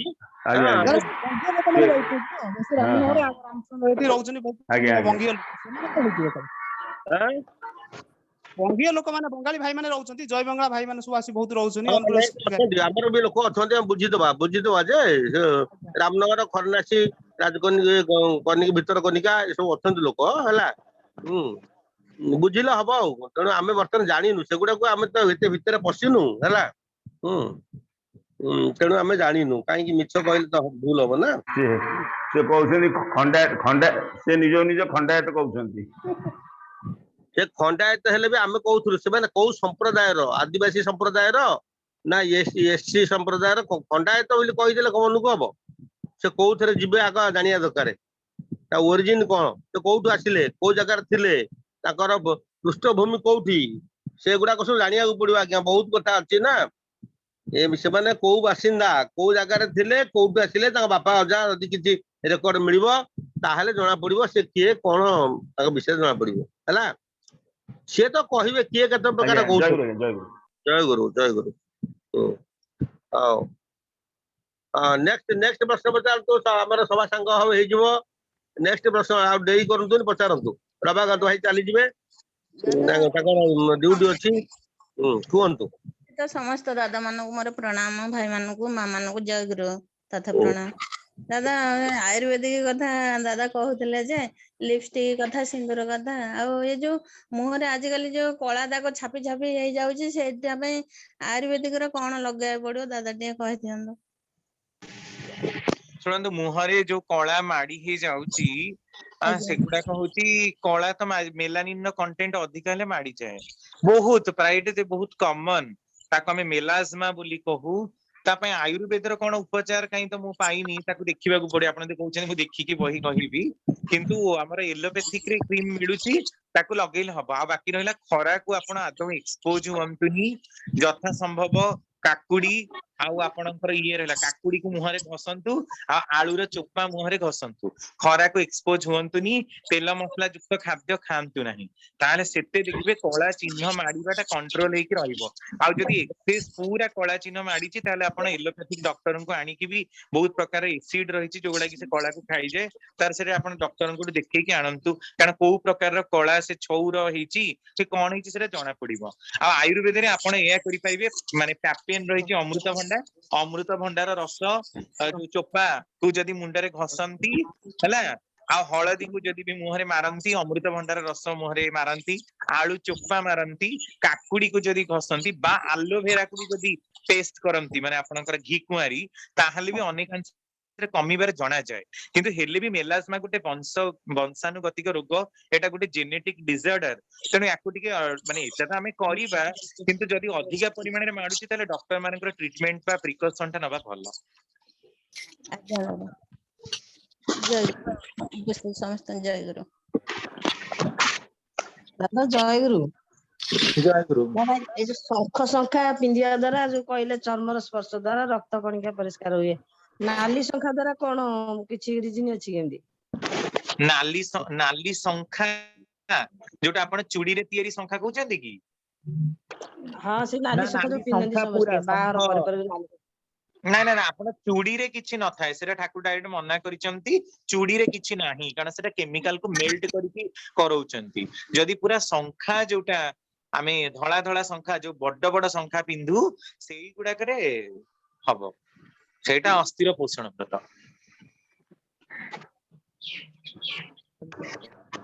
ଦାଦା ଏଇ ଯୋଉ ପ୍ରେୟାର କଲା ବେଳେ ଆମେ ଅଲଗା ପ୍ରେୟାରରେ କାଇଁ ତାଳି ବଜଉନୁ? ଜୟ ରାଧା ରାଧା ବେଳେ ତାଳି ବଜା ହଉଛି, ସେଥିରେ କିଛି ଅଛି କି କାରଣ? ହଁ, ନିଶ୍ଚିନ୍ତ ଅଛି। ରିଦିମାଟିକାଲି ଜୟ ରାଧେ ଯଦି ଆପଣ ତାଳରେ କରନ୍ତି, ତାହେଲେ ସେଥିରେ ଶ୍ୱାସ ପ୍ରଶ୍ୱାସର ତ ପ୍ରାଣାୟାମ ହୁଏ, ତା ସହିତ ହାର୍ଟ ବିଟ୍ କଣ୍ଟ୍ରୋଲ ହୁଏ। ଆପଣ ଯୋଉ ରିଦିମ ରେ ତାଳି ମାରିବେ, ସେ ଯୋଉ ତାଳ ଅନୁସାରେ ଯଦି ତାଳି ମାରି ମାରି ଠିକ ରେ କରିପାରୁଛନ୍ତି, ତାହେଲେ ସେଥିରେ ଶ୍ୱାସ ପ୍ରଶ୍ୱାସ ନିୟନ୍ତ୍ରଣ ହବା ସହିତ ରକ୍ତ ସଞ୍ଚାଳନର ପ୍ରକ୍ରିୟା ନିୟନ୍ତ୍ରଣ ହୁଏ। ତେଣୁ ହିଁ ସେଇଟାକୁ ତାଳି ମାରିକି କରାଯାଇଛି। କେମିତି କହିଲେ? କାରଣ ଆମ ମାନଙ୍କର ହାତରେ ଆଉ ପାଦରେ ରହିଛି acu pressure point. Acu pressure therapy ଆଜିକାଲି କେତେ ଚାଲିଛି ଆପଣ ଜାଣନ୍ତି? ବିଭିନ୍ନ ପ୍ରକାର ସ୍ନାୟୁ ଆମର ବିଭିନ୍ନ ଜାଗାରେ କନେକ୍ଟ ହଉଛି। ତେଣୁ ହାତର ବିଭିନ୍ନ ଅଙ୍ଗ ପ୍ରତ୍ୟଙ୍ଗ ଗୁଡାକ ଯେତେବେଳେ ତାଳିରେ ପରସ୍ପର ଆମ ସହିତ ଘର୍ଷିତ ହଉଛନ୍ତି, ସେଇ ଆକ୍ୟୁ ପ୍ରେସର ପଏଣ୍ଟ ଗୁଡାକ ପରସ୍ପର ସହିତ ବାଜୁଛନ୍ତି, ଯାହା ଫଳରେ କି ଆମ ଦେହର ରକ୍ତ ସଞ୍ଚାଳନ ଆଉ ବିଭିନ୍ନ ସ୍ନାୟବିକ ସଞ୍ଚାଳନ ଗୁଡାକ ଠିକ ହଉଛି। ତେଣୁ ହିଁ ତାଳି ମାରିବାର ପ୍ରକ୍ରିୟା। ଜୟ ଗୁରୁ, ଜୟ ଗୁରୁ।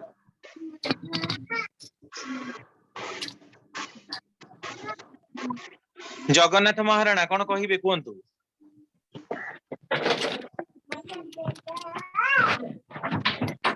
ଆଉ କେହି କିଛି କରିବେ କି 10:21 ହେଲା ନହେଲେ ଆମେ ବନ୍ଦ କରିବା ଯଦି କିଛି ଇମ୍ପୋର୍ଟାଣ୍ଟ ଅଛି ପଚାରନ୍ତୁ। ଦାଦା ଜୟଗୁରୁ। ଜୟଗୁରୁ। ଦାଦା ଗ୍ୟାଷ୍ଟ୍ରିକ ପ୍ରୋବ୍ଲେମ ଟିକେ ଲାଗିକି ରହୁଛି।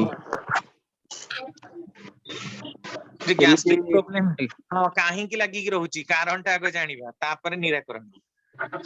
ସେଟା କେମିତି ମାନେ ସକାଳ ତ ଯେମିତି ଖାଇବା ଦିନରେ ଯେମିତି ଖାଇବା ରାତି ଯେମିତି ଖାଇବା ଖାଉ କିନ୍ତୁ ତଣ୍ଟିଟା ସରସର ହବା ଆଉ ଛାତି ଗତିରେ ଗୋଟେ ଟିକେ ଅଲଗା ଲାଗିବା ଏଟା ଏଲୋପାଥି ମେଡିସିନ ଖାଇଲେ ବି ତାପରେ ବନ୍ଦ କରିଦେଲେ ବି ସେଇଭଳିଆ ହଉଛି। ଆଉ ଆମର ଗଛ ପତ୍ର ବା ଆୟୁର୍ବେଦିକ ରେ କେମିତି ହେଇପାରିବ କି ଭଲ ଟିକେ କହିଲେ ଭଲ। ବେଲ ପତ୍ରକୁ ଗୋଲମରିଚ ଖାଇବାର ଅଭ୍ୟାସ କରିଛନ୍ତି? ଆଜ୍ଞା। ସେଥିରେ ବି କମିନି? କମୁନି ସେ ଲଙ୍ଗ ଟର୍ମ ତ ଅବଶ୍ୟ ମୁଁ ଖାଇନି 2 ମାସ 3 ମାସ ମୁଁ ଖାଇନି କିନ୍ତୁ 15 ଦିନ ମାସେ ଖାଇକି ଦେଖିଛି ସେମିତି ଏତେଟା କିଛି ଲାଗିନି। ଗୋଟେ ଭଲ କଥା କହିବି ଭାଇ। ଆଜ୍ଞା। ଆପଣ ଦିନକୁ କେତେ ଲିଟର ପାଣି ପିଅନ୍ତି? ହଁ ସେମିତି ତ ମୁଁ ଲକ୍ଷ୍ୟ କରିନି କିନ୍ତୁ 3 ଲିଟର ଭିତରେ ଆଜ୍ଞା 3-4 ଗୋଟେ ଲିଟର ଭିତରେ। ସକାଳୁ ଉଠିଲା ମାତ୍ରେ କରିସାରିଲା ପରେ ଖାଲି ପେଟରେ ଆଜ୍ଞା 1 ଲିଟର ପାଣି ଉଷୁମ ପାଣି ପିଇବେ। ଉଷୁମ ପାଣି ପୁରା 2 ଗ୍ଲାସ ବଡ ଗ୍ଲାସ ରେ ପିଅନ୍ତୁ ପ୍ରତିଦିନ ସକାଳୁ ଖାଲି ପେଟରେ 2 ଗ୍ଲାସ ଉଷୁମ ପାଣି। ଆଉ ଆପଣ ତ୍ରିପାଳୀ ଖାଉଛନ୍ତି? ତ୍ରିପାଳୀ ହ୍ୟାଲୋ ଭାଇ ତ୍ରିପାଳୀ ଖାଉଛନ୍ତି? 2 ଟିବି ତ୍ରିପାଳୀ ସକାଳେ ଉଷୁମ ସକାଳେ 2 ଟିବି ସନ୍ଧ୍ୟାବେଳେ 2 ଟିବି ଆଜ୍ଞା। ଅଧ କପ ଉଷୁମ ପାଣି ମାନେ ଥଣ୍ଡା ରୋଗ ନାହିଁ ଖାଲି ଥଣ୍ଡା ପାଣିରେ ପିଅନ୍ତୁ। ଯଦି ଥଣ୍ଡା ରୋଗ ଅଛି ଉଷୁମ ପାଣି ପିଅନ୍ତୁ। ବୁଝିପାରିଲେ ଭାଇ? ଆଉ ପାଣିଟା ଡବଲ ପିଇବା ଆରମ୍ଭ କରନ୍ତୁ। ଯେତିକି ପିଉଛନ୍ତି ଆଉ 2 ଲିଟର 3 ଲିଟର ଅଧିକ ପିଅନ୍ତୁ। ସକାଳୁ 2 ଲିଟର ମାନେ 2 ଗ୍ଲାସ 1 ଲିଟର ପାଣି ଖାଲି ପେଟରେ ଉଷୁମ ପାଣି ପିଅନ୍ତୁ। ଆଉ ତ୍ରିପାଳୀ 2 ଟିବି 3 ଟିବି ଖାଆନ୍ତୁ ଆଉ ଉଷୁମ ପାଣି ପିଅନ୍ତୁ। ଉଷୁମ ପାଣି ପିଇବେ ସକାଳୁ 1 ଲିଟର ପୁରା।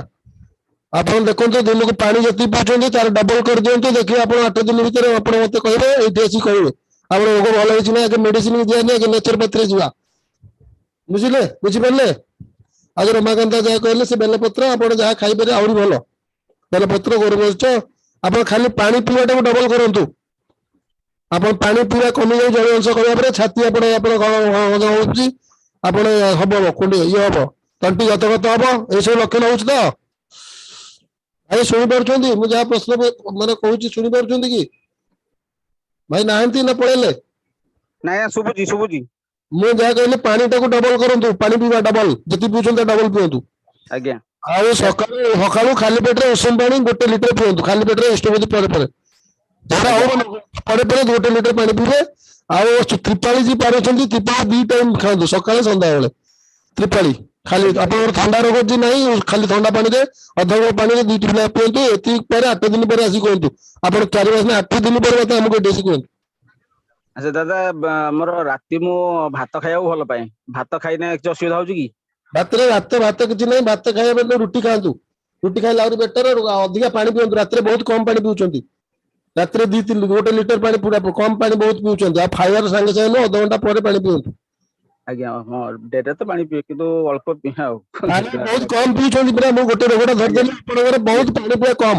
ଯେତିକି ପିଉଛନ୍ତି ଡବଲ କରିଦିଅନ୍ତୁ ଆଜିଠୁ ପାଣି ପିଇବାଟା। ସୁଭାଷ ଭାଇ ଡକ୍ଟର କଳ୍ପନା ଦଳେଇ ମା ବୋଧେ କିଛି କହିବାକୁ ଚାହୁଁଥିଲେ ସେ କଣ ପ୍ରେସକ୍ରାଇବ କରିବେ କି ଟିକେ? ନାଇଁ ଦାଦା ଜୟଗୁରୁ ଏଇପରି ଆପଣ ମାନେ ତ ଠିକ କହୁଛନ୍ତି। ଏଲୋପାଥିକ ର ଆମେ ମେଡିସିନ କହିବା ଅପେକ୍ଷା ଠାକୁରଙ୍କର ତ ତ୍ରିଫାଳି ବହୁତ ଭଲ। ଆଉ ଖାଲି ପେଟରେ ଯୋଉଟା ପାଣି ପିଇବା କଥା କହିଲେ ସିଏ ବି ଭଲ। ତ ବେଲପତ୍ର କଥା ଏଇଟା ସବୁ ତ କୁହା ହଉଛି ଆୟୁର୍ବେଦିକ ପ୍ଲସ ଏଲୋପାଥିକ ସେଇଟା ମୁଁ ପଚାରୁନି କହୁନି। ଆପଣ ମାନେ ଠିକ କହିଛନ୍ତି। ମୋର କୋଶ୍ଚିନ୍ ହଉଛି ଗୋଟେ ଆଳତି ଉପରେ ଥିଲା। କୁହନ୍ତୁ ଆଳତି ଅନ୍ୟ ମନ୍ଦିରରେ ଯୋଉ ହଉଛି ଅନ୍ୟ ଠାକୁରଙ୍କୁ କିନ୍ତୁ ଆମେ ଠାକୁର ଅନୁକୂଳ ଚନ୍ଦ୍ର ମୁଁ ଯେତେବେଳେ 7ମ କ୍ଲାସରୁ ଦୀକ୍ଷା ନେଇଥିଲି ସେତେବେଳେ ମୁଁ ଯେତେବେଳେ ସତ୍ସଙ୍ଗ ଗୁଡା ଯାଉଥିଲି ମୁଁ ଦେଖିଛି ବହୁତ ବର୍ଷ ଆଳତି ହୁଏ। ଆଳତି କର୍ପୂରରେ କିନ୍ତୁ କାହିଁ ଏବେ ମୁଁ ମାର୍କ କରୁନି ତ ଘରେ କିନ୍ତୁ ମୁଁ କରୁଛି ଯେ ସେଇଟା ମନ୍ଦିର ଗୁଡାକରେ ଯେହେତୁ ଦେଖୁନି ଏଇ ଠାକୁରଙ୍କୁ ଆମେ ବୁଲିବାଟା ଗୋଟେ ନିଆଁ ଇଏଟା ଧାସଟା ସେଟା ମାନେ କେତେ ଦୂର ଉଚିତ ନା କରିବା କଥା ନୁହଁ ସେଟା ଟିକେ ପଚାରୁଥିଲି।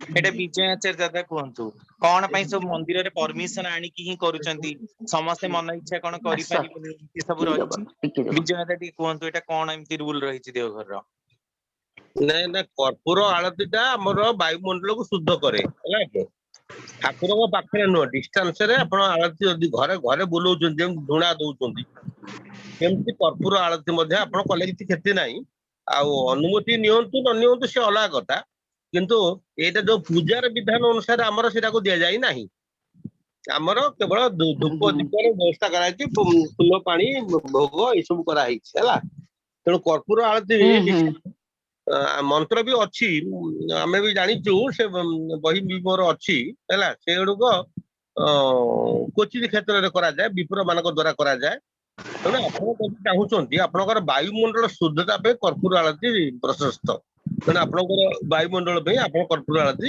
କରିପାରିବେ କିଛି ନାହିଁ ଆପଣ କରନ୍ତୁ ଠାକୁରଙ୍କ ପାଖରେ ନୁହେଁ 7-8 ଫୁଟ ଭିତରେ କର୍ପୂର ଆଳତୀ କରିବେ ସେ ଘରର ବାୟୁ ଶୁଦ୍ଧତା ପାଇଁ ଏଇଟା ପ୍ରଯୁଜ୍ୟ ହେଲା दादा आउ आगुरु किंतु से आळती मु देखिछि से जो माने पूरा भजन भळा गोटे गीत थाए प्रार्थना भळा सेटा बोली कि आळती करा होतला किंतु धीरे धीरे पते बंद हेला नहीं प्रार्थना भली नहीं तुमु जानि आळती नहीं नहीं आळती रो गुटे माने कोन पूरा श्लोक गोटे थिला हां गोटे मंत्र तार थिला मछि से हम स्वस्ति महादेव पूरा लंबाटे ना लंबा भी नुह हाउ तुम देखिले कहबो ठीक अछि दादा ठीक अछि हेले हम मंदिर ओडा आळती कर्पूरे होउनी हमें नकले भी चलिबो नै कि हां बस कथा या किंतु एटा मु कहि प्रतिदिन दादा डॉक्टर कल्पना दळीमा मु एटा कहिबी मंदिर रे कोन पई होउनी देवघर काई परमिशन मु से कथा कहि परिबिनी किंतु मु जानिची जे आळती कर्पूरे जेम दादा कहले वायुमंडल पई भलो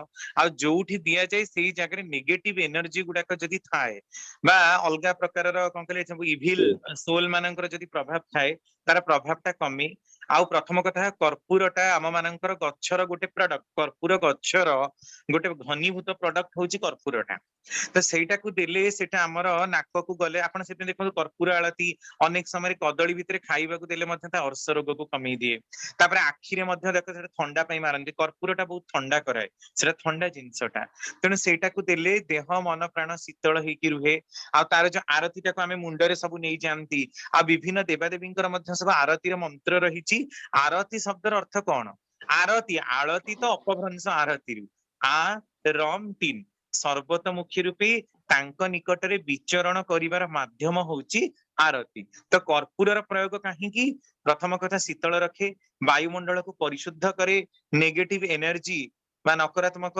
स्रोत गुडा को से कमी दिए आउ माने देह मन प्राण को ठंडा रखुथिबारु कंसेंट्रिक भावना बढ़ौथिबारु सेइथि पई कि ही आमे कर्पूर आळती आळती कर्पूरर व्यवहारटा करू तेनो एटा करा जाय परिबो समस्त देवदेवींक पाखरे दिया जाय परिबो ठाकुरंक पाखरे भी दिया जाय परिबो बाकी रहला मंदिर रे काहे कि दिया जाउनी कोन सेटा से माने ही जानिबे तेनो आपण घरे करि परिबे जदि इच्छा प्रकाश करूचंती ठीक अछि दादा हो थैंक यू जय गुरु जय दादा जय गुरु समस्त जय गुरु दादा जो अग्निहोत्र मंत्रटा कहिथिले सेटा ए तो 4 खाड़ी सेतिकी पढा हबो ना सब तक पढा हबो सब गुडा को पढी परले भलो खाली ऊपरटा पढिले भी हबो किंतु सब गुडा को पढिले गोटे भाव उत्पन्न होची अग्निहोत्रर तात्पर्य तांको अग्निमुख कुहा जाय अग्निहोत्र एई सब जो शब्द गुडा को एक रे त आम पई नुआ जदि अग्निहोत्र और अग्निमुख शब्द डिक्शनरी रहिची किंतु ठाकुरिया को विशेष अर्थ रे प्रयोग करिसंती अग्निमुख कहिले गुरु ब्राह्मण को ही बुझा एठी किंतु गुरुंक अर्थ रे इंडिकेट कराइची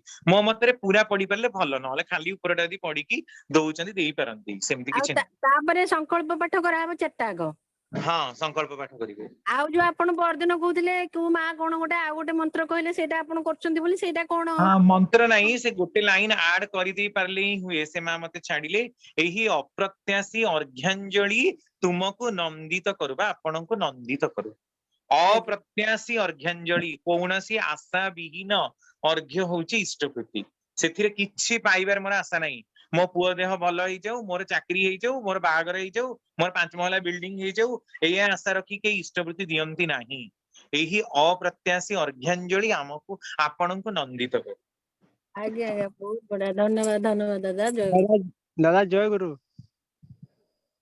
दादा जयगुरु भाई कहतु आम ये लास्ट क्वेश्चन ही नबा नबानी कहतु। आज्ञा आज्ञा जय गुरु समस्त को एवं समस्त को भल पाइबा दादा। तापरे दादा गोटे प्रश्न थिला दादा शारीरिक सदाचार रे मझिरे मझिरे उपवास करिबा बोली जो कहा जायछि से उपवास टा हमें जो हमर हबिसानर जेमिति उपवास करा जाउछि से भलिया करिबा ना अलगा प्रणाली रे करिबा? नहीं से भलिया करि परले भलो जदी निर्जला उपवास रहि परचंती भलो नहले उपवास हबिसानटा कर देबा आउरी बढ़िया। ओ निर्जना माने पानी भी पीबानी पानी भी पियंती ना सेमती करंती नी शिवरात्रि निर्जला करंती अनेक जन्माष्टमी निर्जला करंती अनेक गणेश सरस्वती पूजा भी निर्जला करंती। निर्जला कले देहर एक्सेस अमाउंट ऑफ जल गुडा का रिलीज हुए जदी पारुचंती भलो नहले हबिसानटा कर दी परिबाटा भलो। आज्ञा आज्ञा आज्ञा धन्यवाद जय। आज एठी रखिबा कारण 10:32 हेची ना कोन कहउचंती? सुभाष भाई गोटे भजन लगे शेष करंतु। बहुत बहुत धन्यवाद doctor Ramakant Mishra professor in botany Bhubaneswar एते सुंदर भाव रे आपण मानकर प्रश्न उत्तर देछन। श्री पंडित विजय कुमार आचार्य एसपीआर सत्संग बिहार केंद्रापड़ा और श्री रमाकांत मिश्र दादा एसपीआर सत्संग बिहार भुवन ढेंकानाल समस्त आज उत्तर देछन्ते। आज सुंदर भाव रे आपण मानकर प्रश्न गुडी कर उत्तर देछन्ते।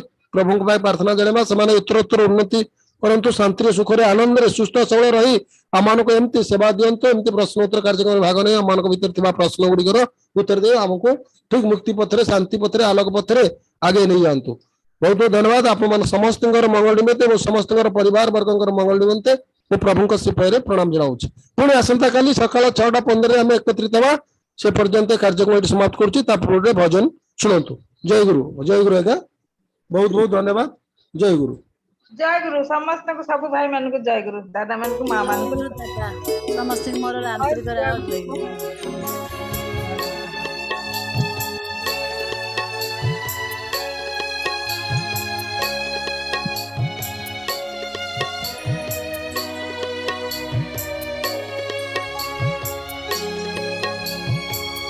क्यों सुख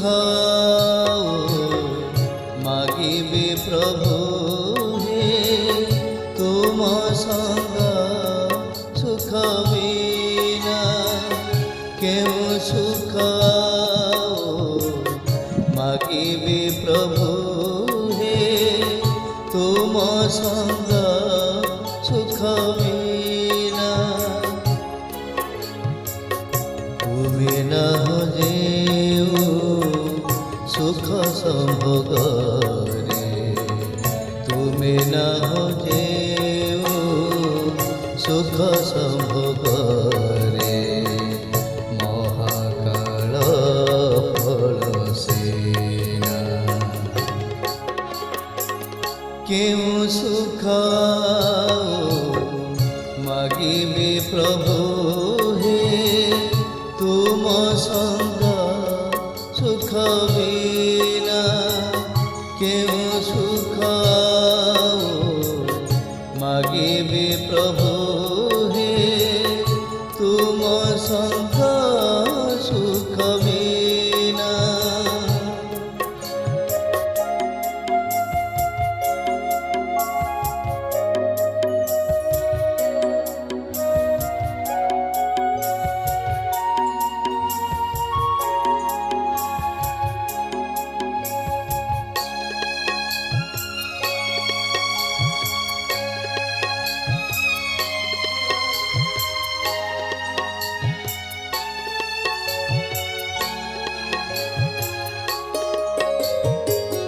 मन देले तुम अभय चरणे फुटे से होई सुमन प्राण देले तुम आदेश पालने चले से लंघी मरण जीवन तुमको जे पाए जीवन तुमको जे पाए अमर जीवन सेना केउ सुख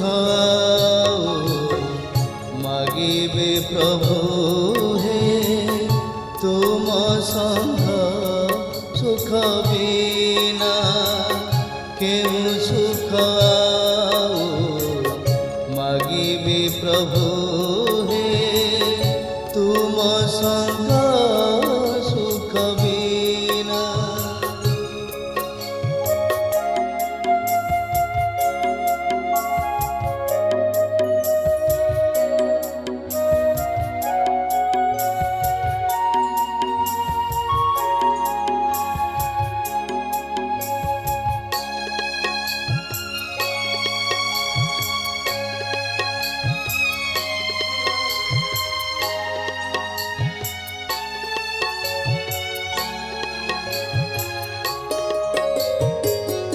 मागिबिनी प्रभु किछि मु तुमको मागिबार जणा नाही केते जे मागिबा अछि जीवन रे मागिले सरिब नाही पाइले आओ पाइबा रहेना जा पाइले आओ पाइबा रहेना देवकी सेही करुणा केउ सुख मागिबे प्रभु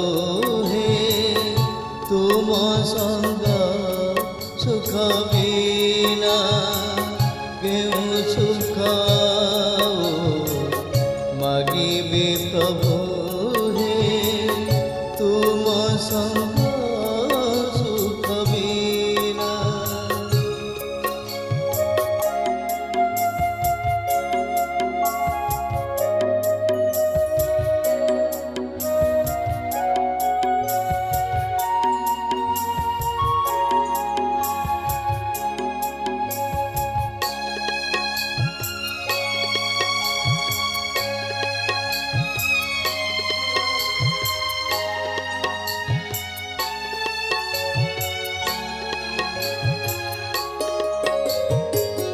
शून्यत काहि रखिना मोते करिछ सकल पूर्ण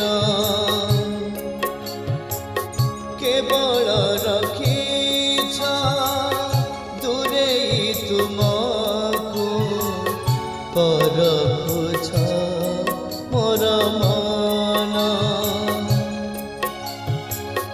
शून्य करी दिया तेणु मोते प्रभु शून्य करी दिया तेणु मोते प्रभु पाइबी तुमको सीना